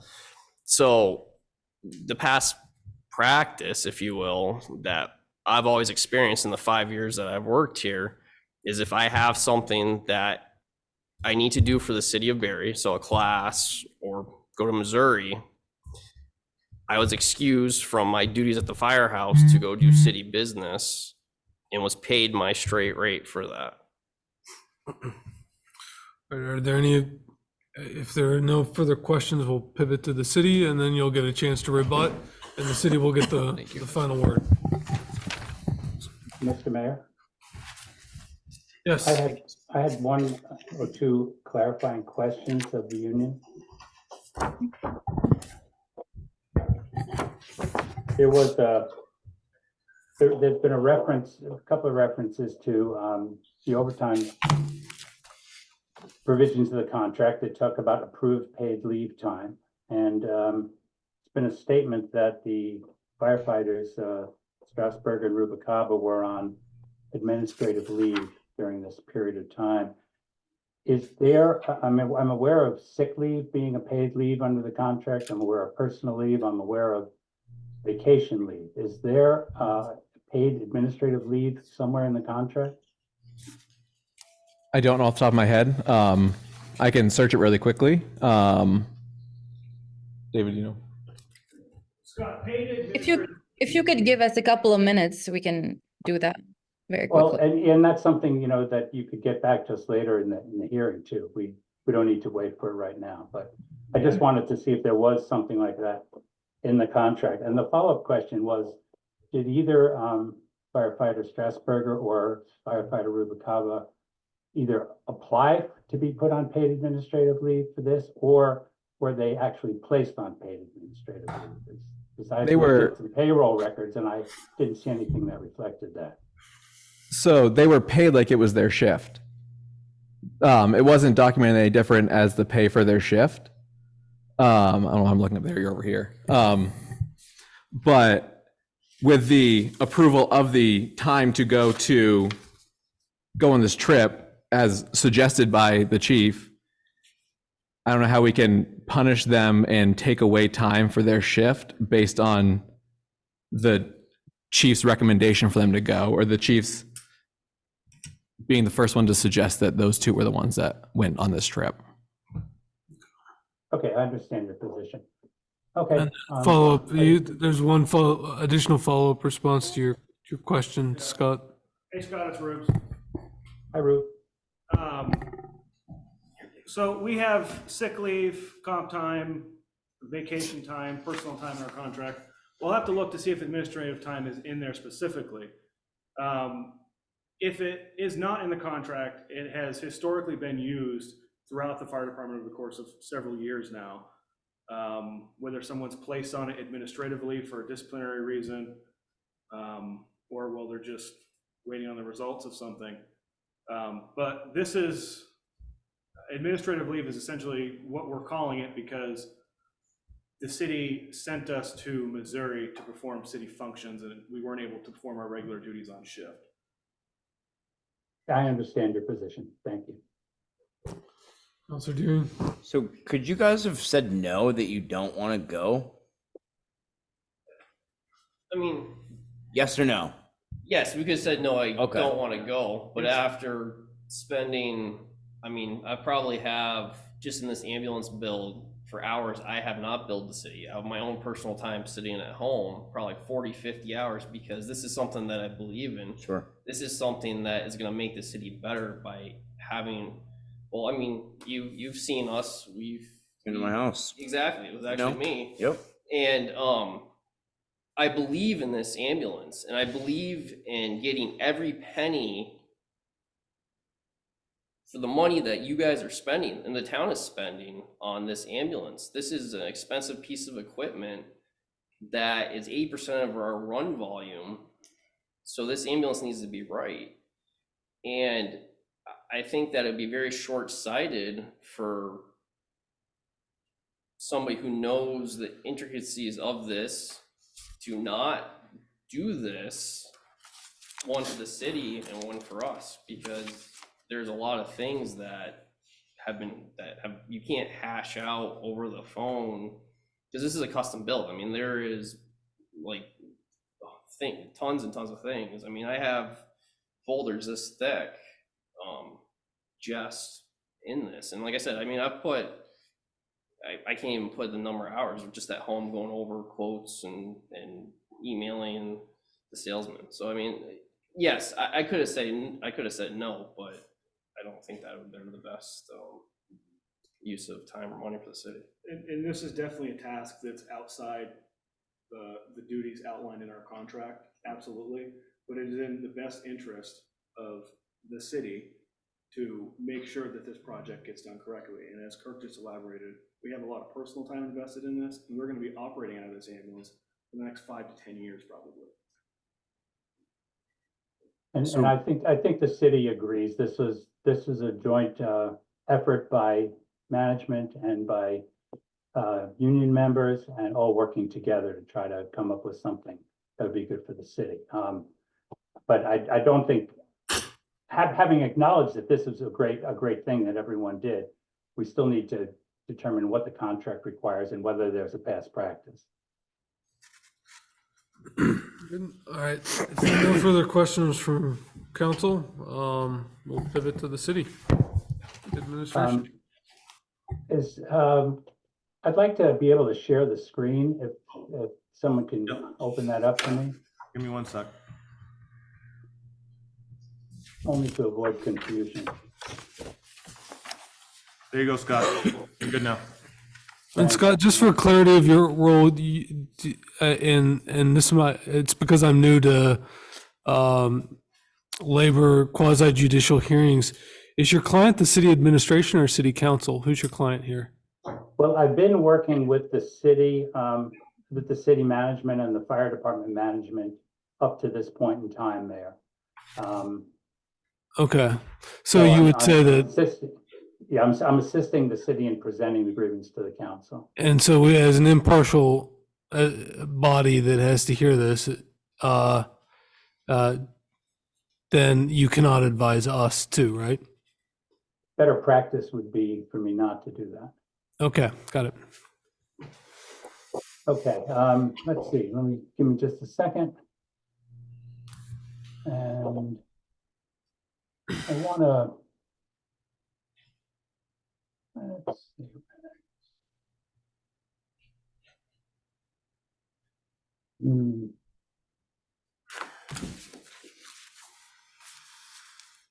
One second.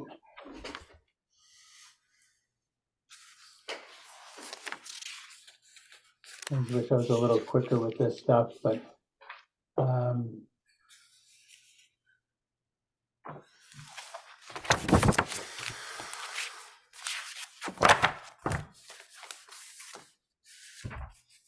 okay, so let's see. What I'd like to put up is not showing up on my Scott, I have them pulled up here, Scott, if you can tell me what document you're referencing. Can you pull up the spreadsheet? Because, yes. You know, this is very confusing. I think the union did a very good job trying to outline the times and the dates. And I don't think we have a lot of disagreement with any of those kind of factual issues. But we put together a spreadsheet so you can see it in black and white. And it's in your packet. Yeah, Scott, I don't have it on, that's the one I have the other two on the machine here. It's item 3, council, in your packet. And I don't know why it's not popping up on my screen when I try to share it, because I have it open here too. Wait, here we go. I found it. Oh, thanks, Scott. I'm gonna.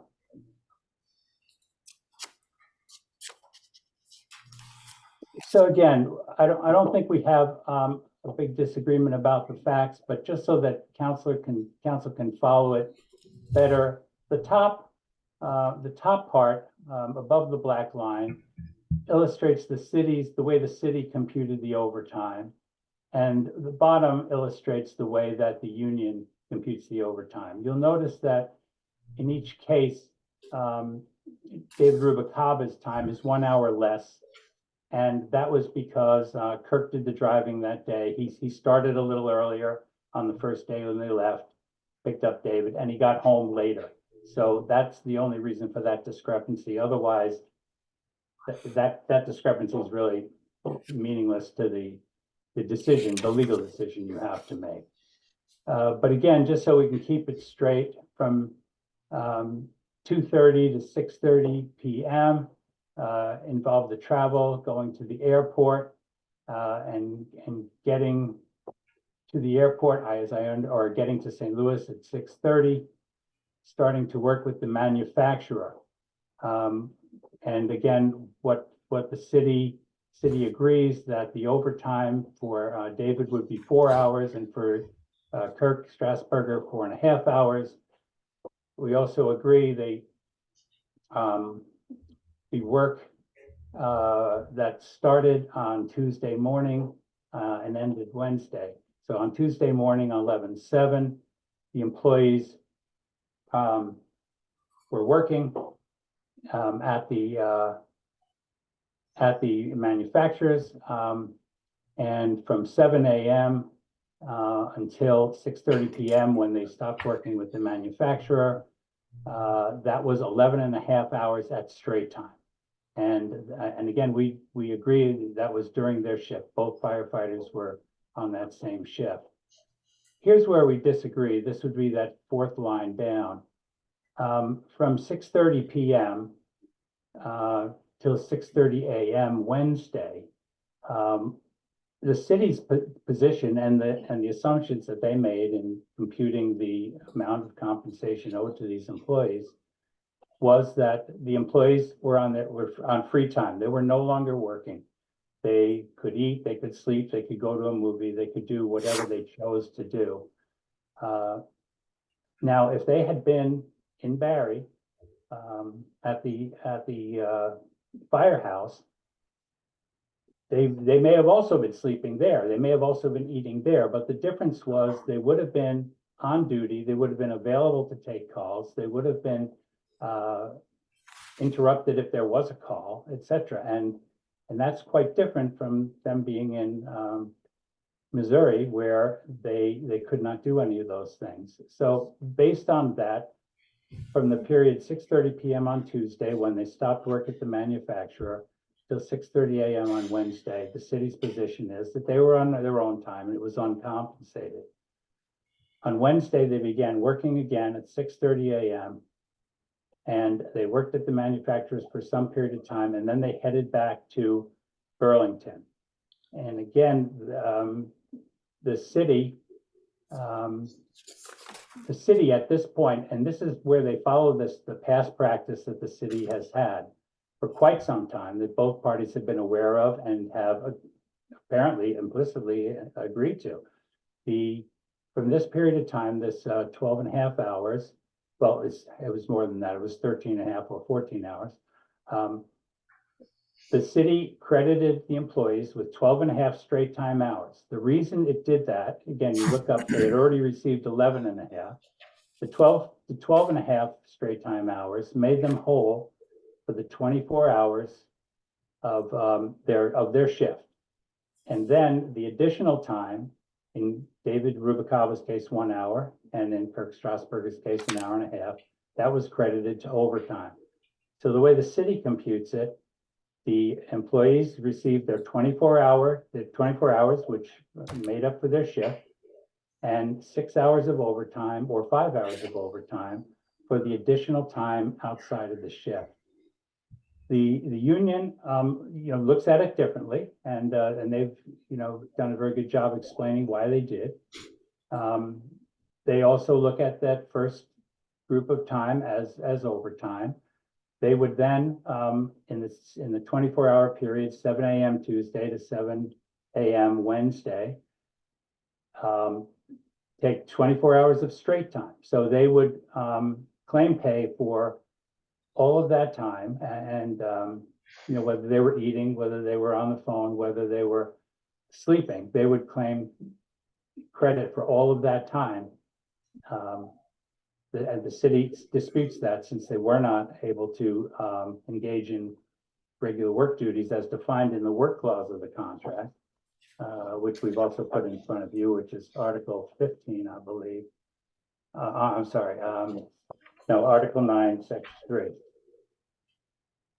But they claimed the 24 hours, which they've explained, and then from 7 a.m.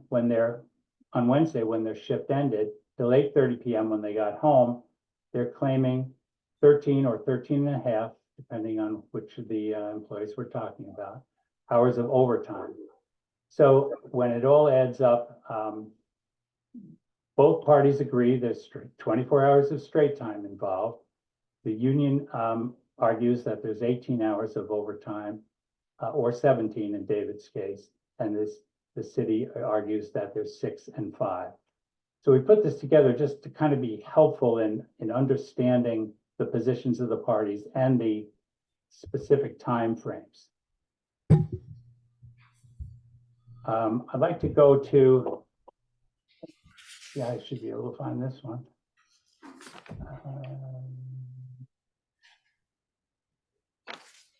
David, are you, Scott, sorry. Scott, are you looking for the PowerPoint? Yeah, I am. Let me try to pull that up.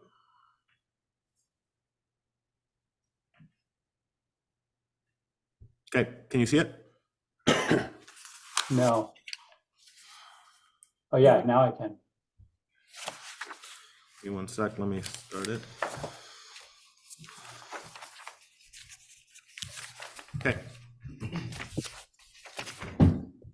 And so if you go to the second page, and again, I'm not going to dwell on this, because basically the same information on this page was in that graph we just looked at. So I think we can leave this for you to consider in deliberations, and we can go on to the next page. Chief Cushman, could you explain what this page illustrates? And all the council members, I think you have sheets of that in front of you. I know the type is pretty small, but Chief, could you explain what this is? Yes, so this is a visual representation of the time cards for firefighter Rubicon and firefighter Strasburger. It shows the days in question as the 7th and the 8th of November. It shows that they are on shift, their 24-hour pay on the 7th. And then there's an additional 12 hours of overtime that they submitted on the 8th, in addition to their 24 hours of pay. Okay, now these submissions were they approved or not approved by the city? These were not approved. Okay. Can we go to the next page?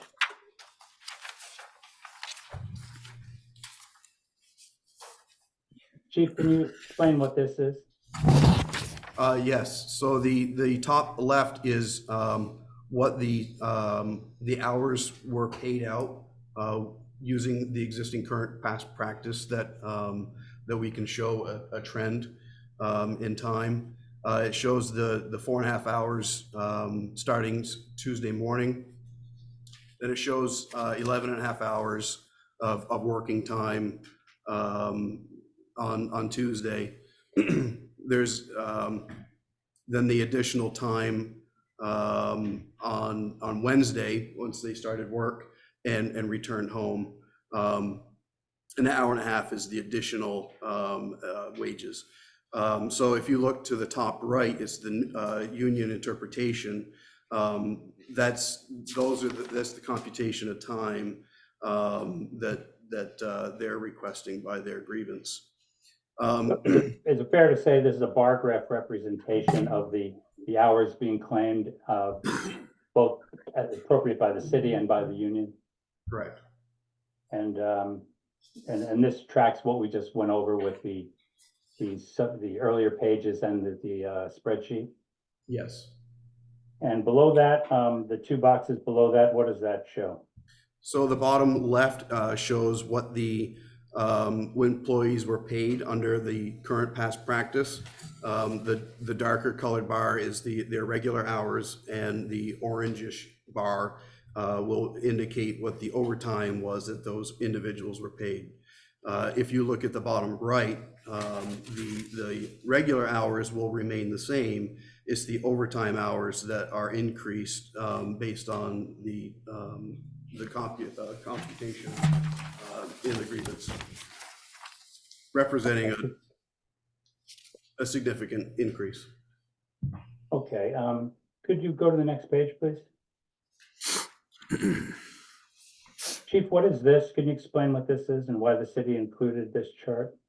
Yeah, so this is an example of a current practice of a individual that went to the National Fire Academy in Emmitsburg, Maryland. The top left indicates the way that the individual was paid out while not on shift. They were down there for I believe it was a 6-day class. So inevitably there was going to be at least one day that their shift day would have fallen on. So that Saturday with the 10 hours, that's travel time down there. And then the following days are going to be class time and travel time. So if you look at the bottom left, that shows what they were paid for regular time, as well as what their overtime computed as. The top right would be what the union's interpretation would be, with the exception of those two top bars, the tallest bars. That should represent 24, not 21. Apologize for that. Let me just ask a question. So those bars that should say 24, those would represent days that the person in training would have been on shift, but for the fact that they were at the academy? That's correct. So that's basically an identical situation to what we have here, although here it was only 1 day away. And with a $1,300 increase in overtime. Okay. So applying, now, when you talk about the current past practice, how long have you been employed in the department, Chief? I'm in my 22nd year. And when did you become chief? February of 23. Was this past practice ever applied to you personally during your career? Multiple times, yes. Was it applied to you prior to the time you became the chief? Yes. So while you were a union member? Correct. And so did you attend, for example, National Fire Academy training? Yes. And were you scheduled to work regular shifts during that time that you went to the academy? Presumably, yes. And were you paid for your regular shifts and everything else treated like overtime, or were you paid in accordance with this past practice? I was paid in accordance with the past practice. While you've been, let's say before you were chief, were you aware that other persons attended the academy or trainings that took them away overnight? I'm sorry, I guess I was waiting for more. Could you repeat that? Sure. At any time during your career, were you aware of that other firefighters were also attending the fire academy or other trainings or other events that took them away from the department overnight? Were you aware of how they were compensated? Being that we're a small firehouse, everybody talks, so I'm quite certain, not having heard any complaints in the past, that yes, I would say that they were paid in accordance with the current past practice.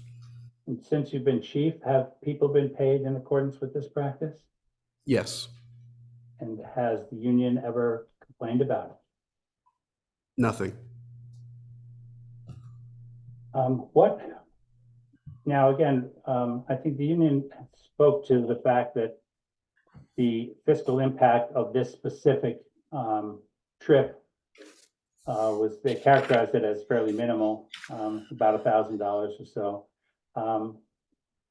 What impact do you see if the current past practice is no longer followed and the union interpretation is put into place? So this example that's on the screen right now is a training that we're fully invested in to send our first line officers to, and then we'll open it to additional staff after that. My fear is that if we have to transition to this new interpretation, that we're not going to be able to afford this training because it is about 7.5% of our training budget would be consumed by just this one individual going to this training.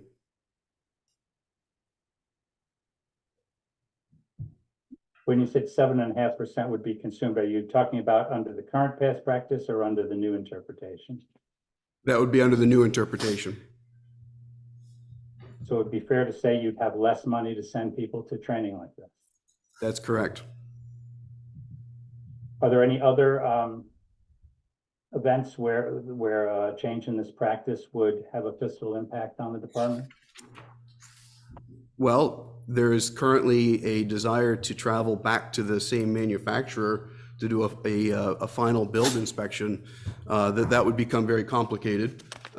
Even though we all agree of the importance of these visual face-to-face meetings, I've had the opportunity to build, oh goodness, probably 6 ambulances over my career, and numerous fire trucks. So I understand the importance and the time commitment. So I'm not sure how we would tackle that final build trip if we had to use the new interpretation.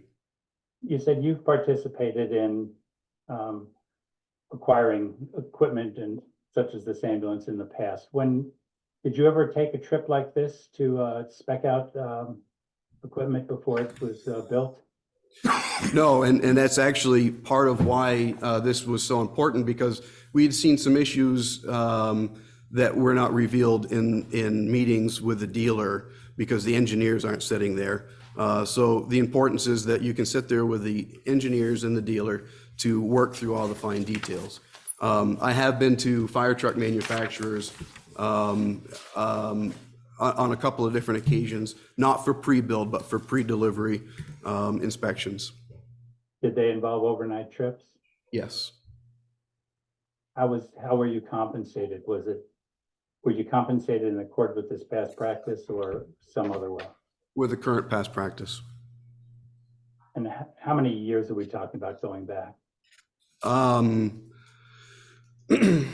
Well, as recent as the fall of 22, I would have gone to Michigan. And then in 2017, 17 or 18, I would have traveled to Michigan as well. And you were compensated in accordance with this past practice? That's correct. Can you go to the next page, please?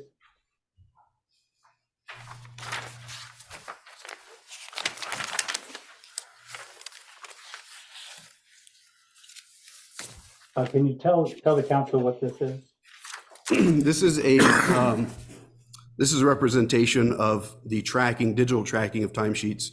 And this shows where firefighter Strasburger had put his 6 hours in addition to his 24-hour shift into the time card. And it also represents when it was deleted, and then it was then changed to 12 hours of overtime using the new interpretation. When was firefighter Strasburger's original entry put in? What was the date and time? That was on November 8th. And when was it deleted and changed? It looks like later that day, yes. No, well, no, it was sometime on the 13th. Yeah, right here. So it was about 5 days later? Correct.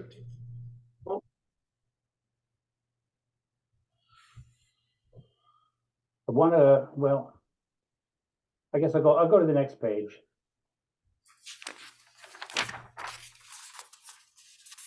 Yeah, in the interest of parity, just the same amount of time, you had about 20 minutes. So could we wrap it up so we can get to some council questions?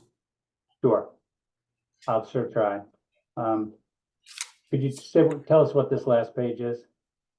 This last page is the time card for firefighter Rubalcaba when he and I both traveled to the National Fire Academy in Emmitsburg, Maryland, and more or less representing the current practice for overtime.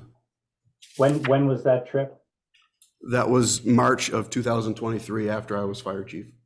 And would firefighter Rubalcaba have had regularly scheduled shifts during that week? Yes, on the Week 12th. one? And was he paid the way the union is insisting he should be paid now, or was he paid in accordance with the past practice? In accordance with the past practice.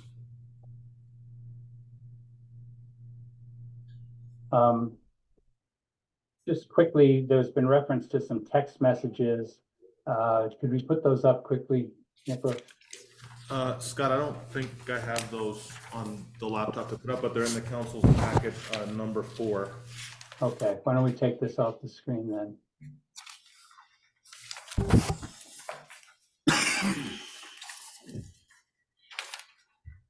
Okay, I don't think I have it either. So, Chief, do you have that in front of you? I do. So what were you discussing? What date was this? Oh, gosh. But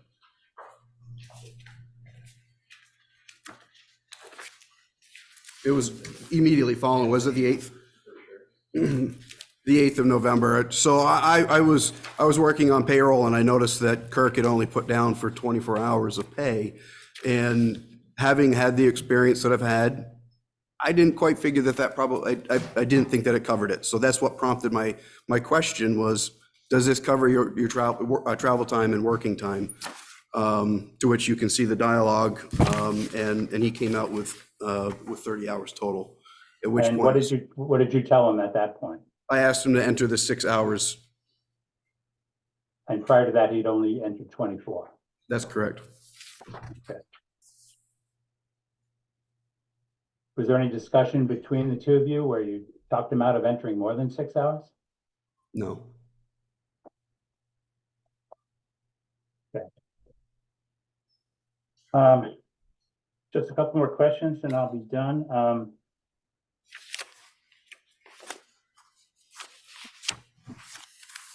Before the firefighters left on this trip, did either of them ask you to put them on an approved administrative leave? I'm not aware of any language or ability to put them on administrative leave in the payroll Did either of system. them either of them ask you to put them on administrative leave? No. And to your knowledge, were any of them put on paid administrative leave? No. I may be done.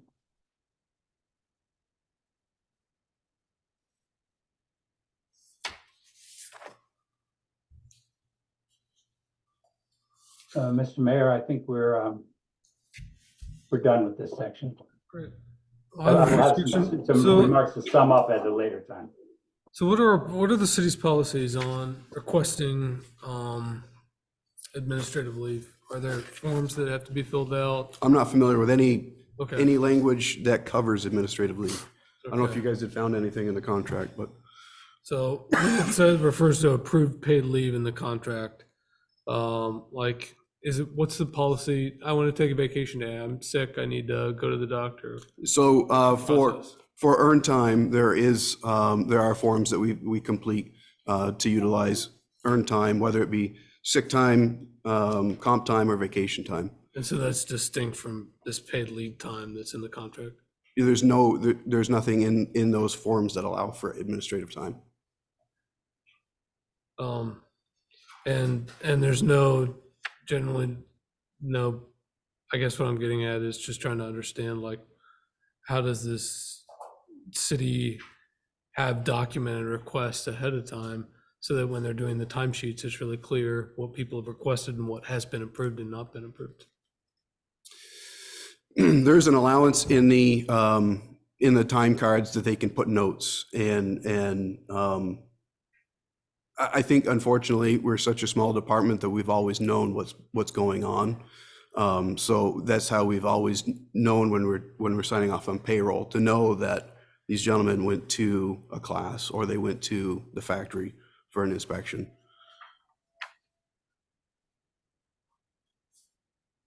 Other questions from council for the city administration? Yeah, so it's sounding like, how did the administrative pay idea come up?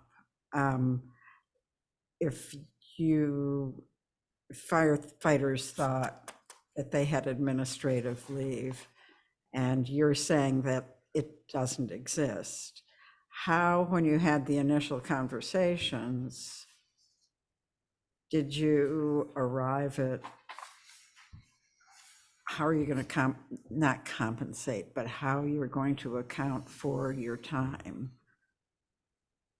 As in, there was never the discussion of, well, you're going to be gone for 30 hours and 24 is going to be straight time, and that conversation was never had. I don't think that we had that conversation, just because, as we've already we've covered, that there's been significant past practice that has shown how that would be paid out.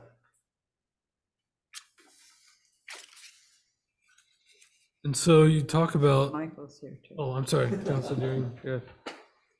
Just to be clear, we're hourly and not salary, correct? That's correct. So on an overnight trip or a trip that's not requiring duties that would be performed, we would essentially say that hourly would be a rate of compensation as opposed to a salary. Like, if you were to be sent to a trip, you would be compensated for all of the time that you're there because you're not paid on salary, as opposed to if you were there being paid hourly, and in the event that you're not working at a factory or doing whatever is obligated by your job, we essentially wouldn't, would you say that we wouldn't compensate that time? Well, I believe my compensation is built off from 8 hours a day and a 40-hour work week. Okay. Councilman, going back again to the training, when an hourly employee, let's say an hourly employee, goes to a training, or in this case goes to this kind of a meeting, unless the contract covers that specific situation, and I realize the union and the city have a disagreement, and we'll probably both talk about that a little later. But unless the contract clearly covers it, we would look to the Fair Labor Standards Act to see what was required. And what, under the Fair Labor Standards Act, if the worker was released from their training or their work obligation, they were free to eat and go to a movie and sleep and all that, they would not be entitled to paid for that time. Right, that was my assumption. Thank you, sir. So one thing that stuck out to me is you talk about the city position is that the employees are not on duty, not performing work as described in the contract, and not available to answer calls. And you're saying that because, I take it, and I just go back to the contract, what's in the contract, it's your job as managers to administer it. Where does it talk about them being able to answer calls means that they're on duty? In the work clause, it talks about what the daily duties are. And I believe that was included, was it not, Scott? Yes, it's page, the excerpts from the contract, it's page 2, section 3, the work clause. It defines what people do. Tab 2. Okay. So which section are we looking at? Page 2, section, Section Section 3, it's down at the three. bottom, of that, Article 9, Section 3.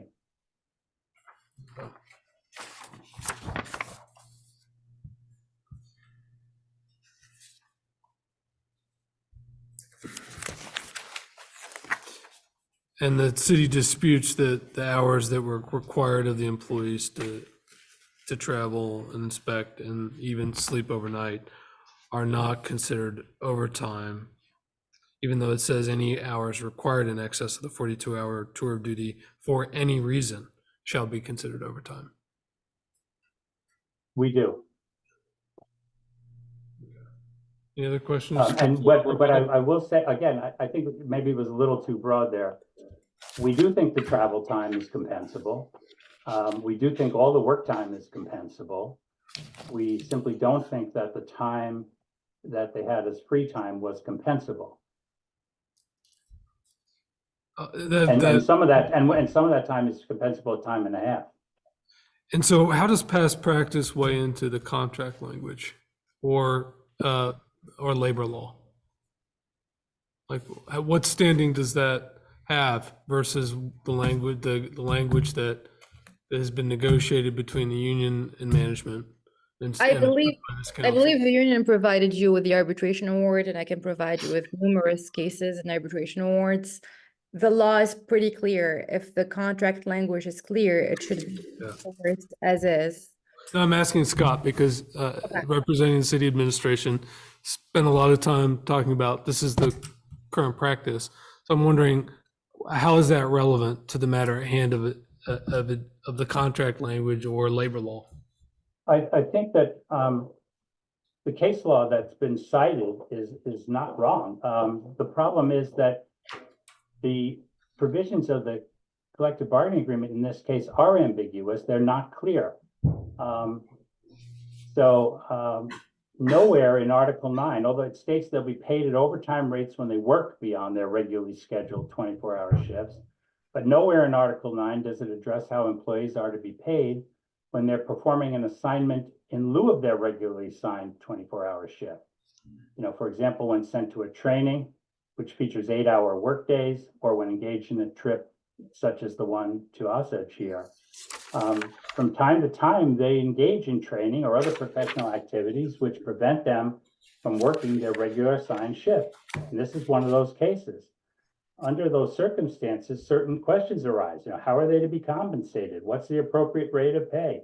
Is free time as opposed to work time compensated? And also, how are they protected so they don't lose their regular 24-hour shift to scheduled hours while performing this alternate assignment? Those are all legitimate questions. And over the years, the parties have developed compensation practices which, until this grievance, resolve these issues to their mutual satisfaction.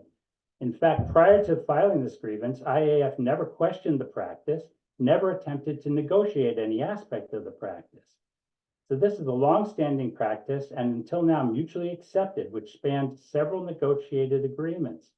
They're well known to the members of the IAF and they've been fully accepted.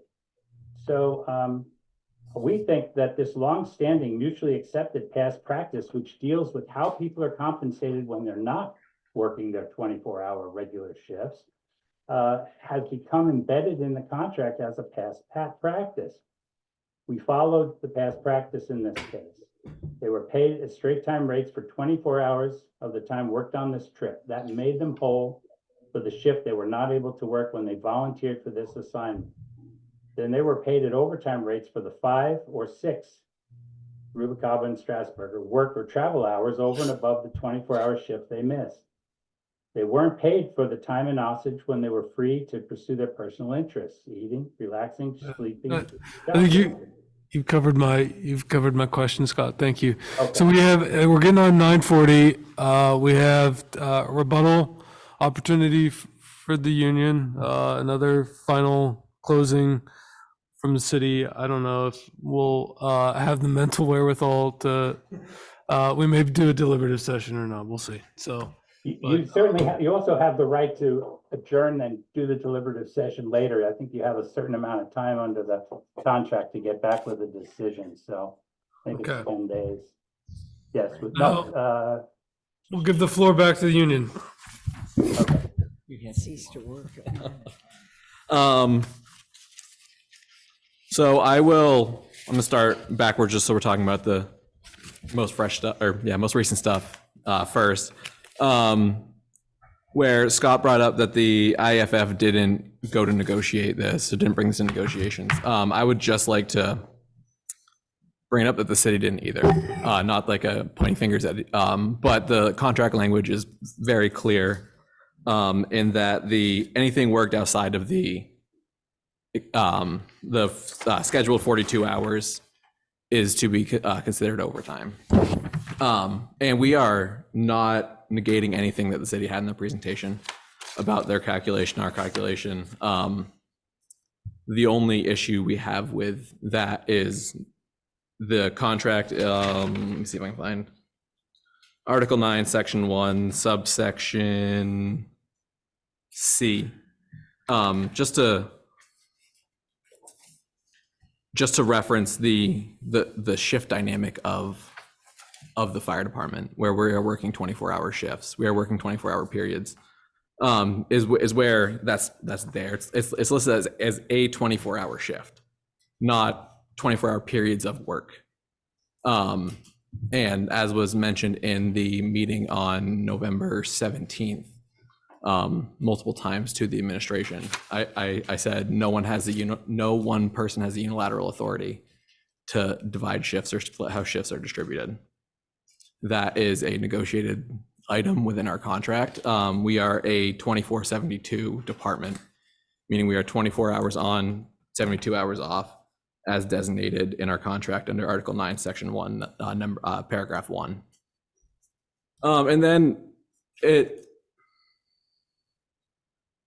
felt like they were harping really hard on the administrative time. Administrative time is not something you'll see anywhere except our grievance. I use that term hoping to make it a little more clear as like a descriptive term of like they were on approved leave and I assigned the name administrative time to it.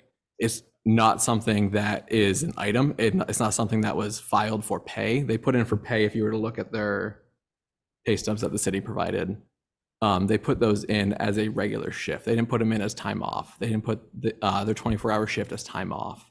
They put that in as a regular shift. Administrative time was just a word I attached to it in writing the grievance as a way to try to clarify what it was. But it was, I don't think anyone has a doubt on that, it was approved leave time, which is what the contract is very specific on. Administrative is just a word I attached as a way to hopefully make it more palatable and easy to read. I guess I won't be doing that anymore.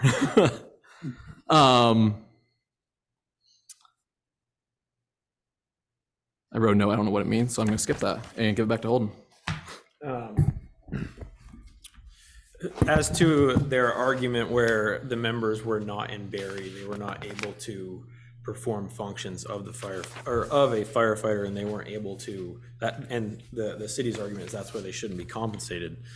I think that we look at it from an opposite perspective of that's exactly why they should be compensated, because they were required to be performing city duties, speccing this ambulance and ensuring that the ambulance was of the highest quality for the citizens of Barre. And they were required to stay in St. Louis. They were unable to return home because they didn't have a flight. Their inability to return essentially keeps them on shift, because much like being at the firehouse, you're not able to go home. And that's only for their shift period. Yeah. We're not saying that if they were off duty for, if this was a 3-day trip, they're not gonna be paid for 36 hours consecutive. We understand there's sleep time built in that on days off. But our argument is nothing complicated. We're not complicated people.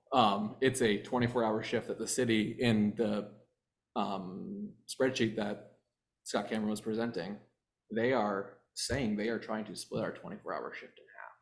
That 24-hour shift is a is a 24-hour shift. It's not shifts adding to 24 hours. And the example given by the city in the packet here labeled 1, the last example they provide a firefighter rubricable time. That was the one that I prefaced to the hearing here, where he was on duty on Sunday, March 12th. This does not pertain to the situation because at no point in time did he put in for overtime pay for hours that he was gone. He put in for pay from 8 to 5 p.m. He was not on shift that day, so he stopped receiving overtime compensation at 5 p.m. and then resumed at 7 a.m. when he was on shift. That was when he resumed his straight time. So he's not putting in for overtime hours, overtime compensation every time that he goes on a training that is overnight. It is only on the days where he is required, where he is scheduled to be on shift for his 24/72, and he is required to be out of the area, or out of state rather. Before, just to be clear with what you said, so you're not disputing that training is something distinct from this ambulance inspection trip? That training is distinct from Are you saying that training is distinct and would not be eligible for overtime? That's not what I'm saying. Okay. We'll pass to David, and I can come back around. And So I'm not familiar with anyone ever putting down overtime while at a training where they weren't able to return to work. But they also weren't docked their straight time either. And in some cases, I think the majority of us through different points in our career have sacrificed some of the time to make trainings work. At least 2 of us took a 120-hour course and collected 0 overtime for it because the city couldn't afford to send us. So we said, well, just send us and just pay us our straight time. We won't take any overtime. And that was negotiated up front. Yes. Yep. And as Scott has made clear, that we absolutely could do that. We don't. We want the training. We need the training. We've gone through countless different things to make training opportunities work for both of us, the city and the employees. And just because I didn't take 120 hours of pay doesn't mean 10 years from now I should be docked for it. And what the city's trying to do here is take overtime from one day and wash it for straight time a different day. And as our contract is clear, you cannot do that. I didn't return home at noon on Wednesday. I returned home at 8 o'clock at night. That was time away from my home, my family. Go home at 8 o'clock at night, not whatever hour the city's trying to blur the lines with, not the city, the administration. I'm a little disappointed that my previous generosity with the training was brought up to attempt to smear me tonight. I had a conversation with Chief Cushman following that training about how I was going to put it on my pay sheet. Do you remember this conversation? No, there won't be back and forth like that. Okay. I said that I want others to be able to take advantage of this training opportunity, and I want to make it okay for the city to do that. So I didn't take as much time as I could have for that training because I want others to take advantage of that same opportunity. So I'm disappointed that it was thrown back in our face tonight. During this meeting, I texted my family letting them know that they're probably going to be seeing my name in the paper tomorrow for a work-related issue. I respect the council's decision tonight, but I ask going forward that you give us the respect of hearing in an executive session.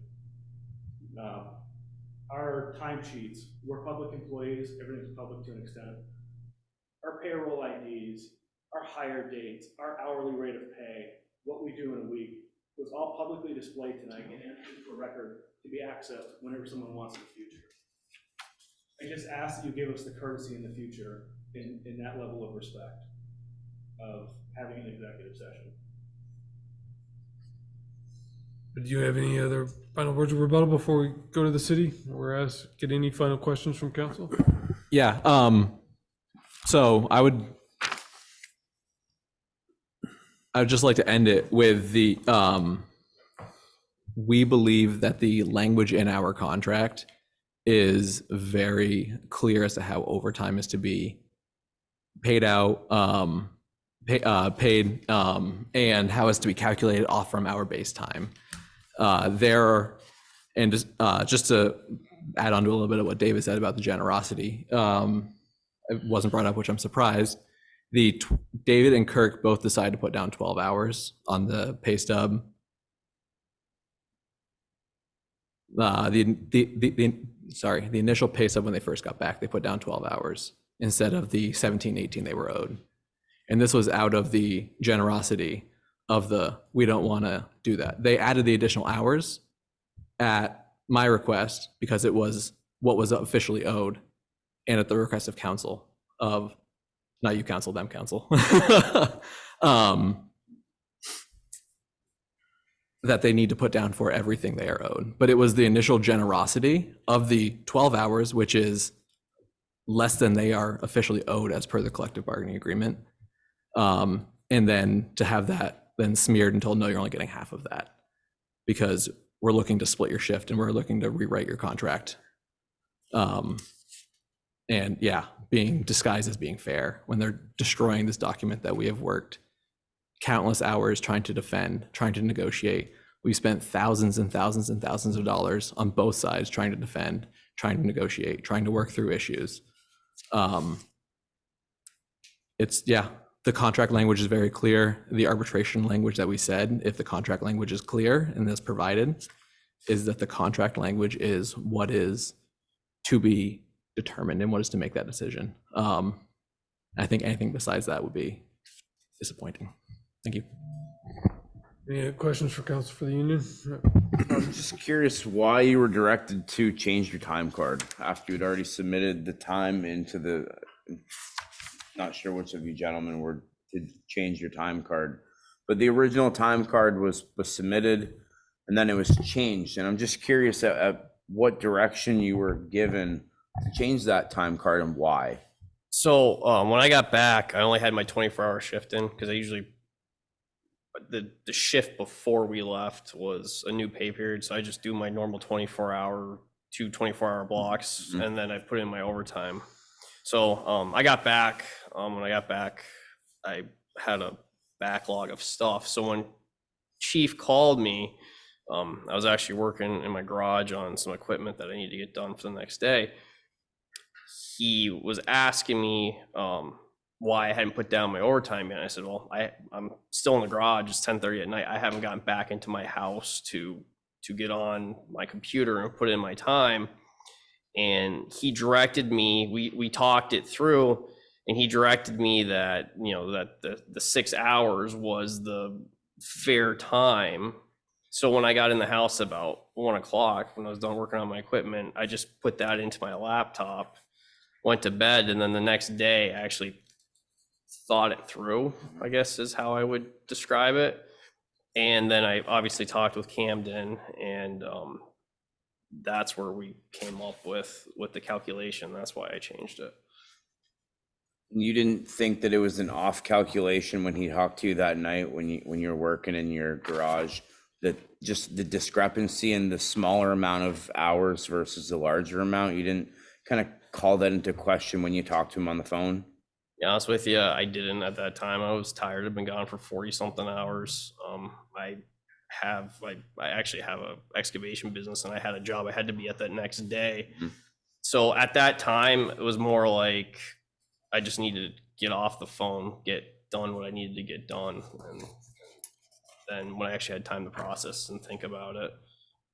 Would you say that this seems to be more of a concept driven by the union representation than perhaps a mistake that happened?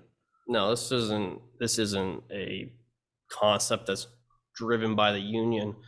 I've taken, like I was saying, I've taken multiple classes before, and I've never taken a class where I was gone for 24 hours straight. I've always taken a class where I could come back from the class, finish my normal shift.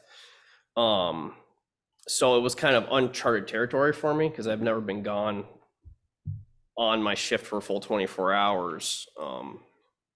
So that's why Does that answer your question?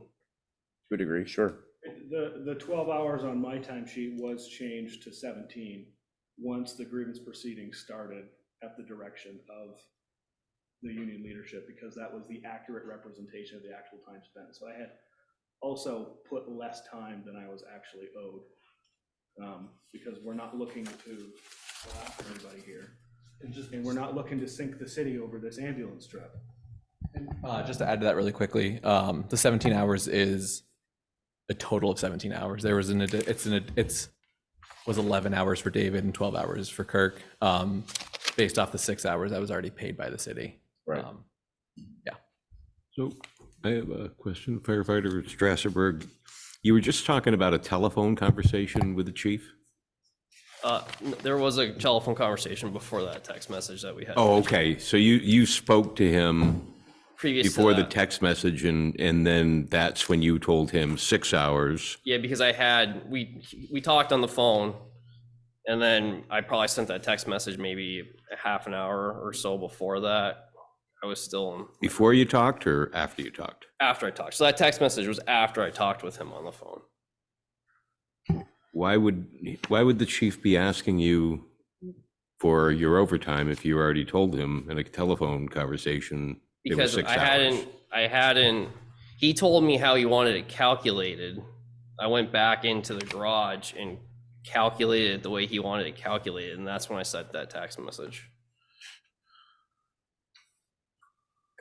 Okay, sorry, I'm dense. Why would you tell him 6 hours if he was telling you had to calculate? How could you tell him 6 hours if you had to go back and do the calculation and then text it to him? I guess that's what I'm saying, when I had the phone call with him, because I've never calculated being gone for 24 hours on shift. So he told me how he wanted it calculated. Gotcha. I went back in and I wrote down on the way he wanted it calculated, and that's when I sent that text message. Okay, so when you were answering Councilor Deering's question, I understood you to say that during the telephone conversation, you had told him 6 hours, so I misunderstood. Okay, sorry. I might have misspoke too. Okay. I got it. Okay. Now I got it straight, thanks. All right, so that takes us to the city, and then we'll figure out next steps. Just so I have both attorneys' opportunity to comment on the process, when do we have to issue a decision on this matter? Let's see, under the grievance procedure, city council, blah, blah, blah, written decision within 10 days of the close of the hearing. And I believe that the days are, better check this, working days, Mondays through Fridays, so it doesn't include weekends and holidays, things like that. So within 10 days, so. It would just be don't- days, working days. Working days is specified elsewhere in the contract. Under the subsection D there, procedure. It's specified in the grievance procedure, Article 15, Section 1, subsection 3.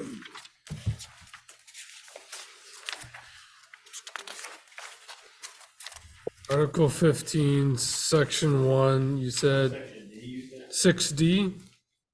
Section 3. The timeframes can be extended, but the term working days as used in this article shall mean Monday through Friday, excluding holidays. Yeah, and that's our thing, is it doesn't say working days on this section. It's within 10 days, but Flip to the next page and refer to section 6, subsection D. I think we can get an answer within 10 days. I mean, it's not that, worst case, we warn for next week. It's nice if everybody agrees, right? All right, so we'll go with 10 working days. All right. Noran, do you want to have some closing arguments? No, not necessarily. I think we touched on it. Oh, that's what you just I don't think, no, I said, I think we can answer it within 10 days. I think we should probably keep it within 10 days versus the potential of going through another grievance hearing about working days. Do we have a dispute about the working days being Monday through Friday, excluding holidays? I think we At can. any rate, so we're all agreeing that we're just gonna do this in 10 days and maybe tonight, so, yeah. Yeah. all right. Thank you. Okay. Is there, and everybody agrees to that? Okay, all right. Okay. So, I guess I have some closing comments. I'd like to thank the union for its presentation. I think it was very professional. We obviously disagree. And that's why we're here and that's why the council's there. I guess the only characterization I was a little, felt was a little unfair was the using of the word smear, that, you know, we come here to talk about these issues. No one was here to smear anyone else. I don't feel that the union was here to embarrass the city or vice versa. There was talk about certain documents being put out to the public. Those are all public documents. All public employee compensation documents are public documents. But so anyway, I'll move on from that. In the union's rebuttal, they said that IAF never raised this issue in negotiations, but neither did the city. Well, if the parties had a practice that they both mutually agreed to, it follows neither might raise that issue. There are lots of issues that aren't spelled out in the contract that the parties have an understanding. They know how they do business, and those are past practices, and that this is one of them. If the union said that the contract was clear, but if the contract really was clear, and we say it wasn't, it's ambiguous, it doesn't deal with what happens when someone's work is not a 24-hour shift assignment. But if the contract was clear, why didn't the union raise this issue at any time over the last few contract negotiations? The fact that it wasn't raised is evidence that the CBA is not clear, that people were being paid in accordance with this practice, the union was accepting it, and they wouldn't have accepted it if the contract was clear. Well, the members, the union is also, I guess one thing that's very confusing is that the union seems to say the contract's clear. However, there are some circumstances, like sometimes in training, we won't be entitled to overtime, but other times we will be. And I don't understand where you make that differentiation. I think the city is arguing for a principled way of deciding these cases in all circumstances. We will always hold the employee harmless to make sure they get their full pay. When they work beyond the 42 hours, they will get overtime. But the city does not pay for sleep time and personal time, except when, again, the only time we pay for sleep time is when they're in the firehouse, when they are subject to being called and called to work. So I think that what the union's presentation is a little confusing on that, because either the contract is clear and they are entitled to overtime for every minute outside of their regular scheduled shift, or it's not clear and the practice is what binds the parties, at least until something else is negotiated. So I'd urge the council to consider the facts carefully, and I know you will. And I hope that you will endorse the grievance decision that was reached by the chief and by the city manager. Thank you. all right, well, thanks, everyone. We'll take up deliberative session under the executive session on the agenda. Appreciate your late time. Do you want to declare the Hearing closed. Yeah, Yeah. so moved. Hearing closed at 10:04 by unanimous Second. consent. I won't do the motion. Just, nobody objects, so. You guys are gonna have executive sessions, and are you expecting announcing action after that? I can't say, but we're obligated to 10 days. Yes. So, all right. So upcoming business. So I'll, if you don't need me anymore, I'll back off. I don't think so. Yep. Okay, thank you very much. Thank you. Thank you. All right. So our next meeting, when is our next meeting? Next week. 23rd. Next week. Okay, Tomorrow. 23. Okay. Oh, Tomorrow. Mr. Mayor, Yeah. If I could, because you mentioned earlier, I've been through a few of these. Please just be very careful. You can't speak to Nicholas about this. We can't speak to the firefighters about this, even if you run into them downtown. Right. Until after we make a decision. Just Appreciate wanted to that. remind everyone. All right, so 123 on what's on the docket? So we have to, planning to have VEM Stephanie Smith here to hopefully talk to us about the buyout process. So we'll be confirming details, but we tentatively scheduled her for the 23rd. So that'll be the big item for that meeting. All right. And so it's just the one item meeting? No, there's a bunch of other consent items, grants, police grants. That's the big ticket Okay, right now. got it. Yeah. And Nicholas, I could withdraw. Last week, I wanted to see safe injection sites Yes. on, not necessary. When there was an amendment to the Yes. House bill, and there's a municipal opt-in. So the municipalities have to actually opt in now. So we'd have plenty of time if that does pass the House and the Senate and the entire session.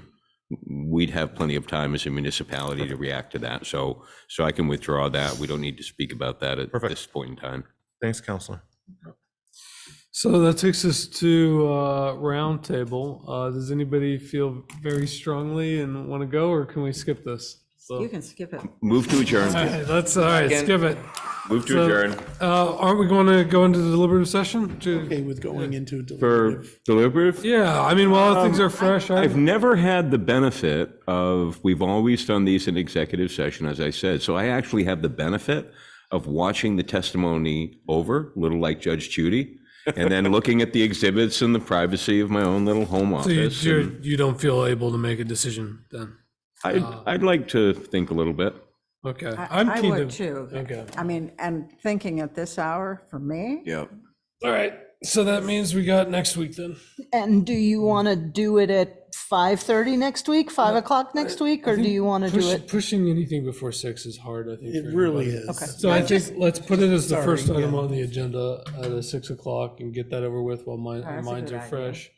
And then warn the regular. It'll be a deliberative session at 6. Yeah, and then we could warn the regular meeting at 7. Got it. All right.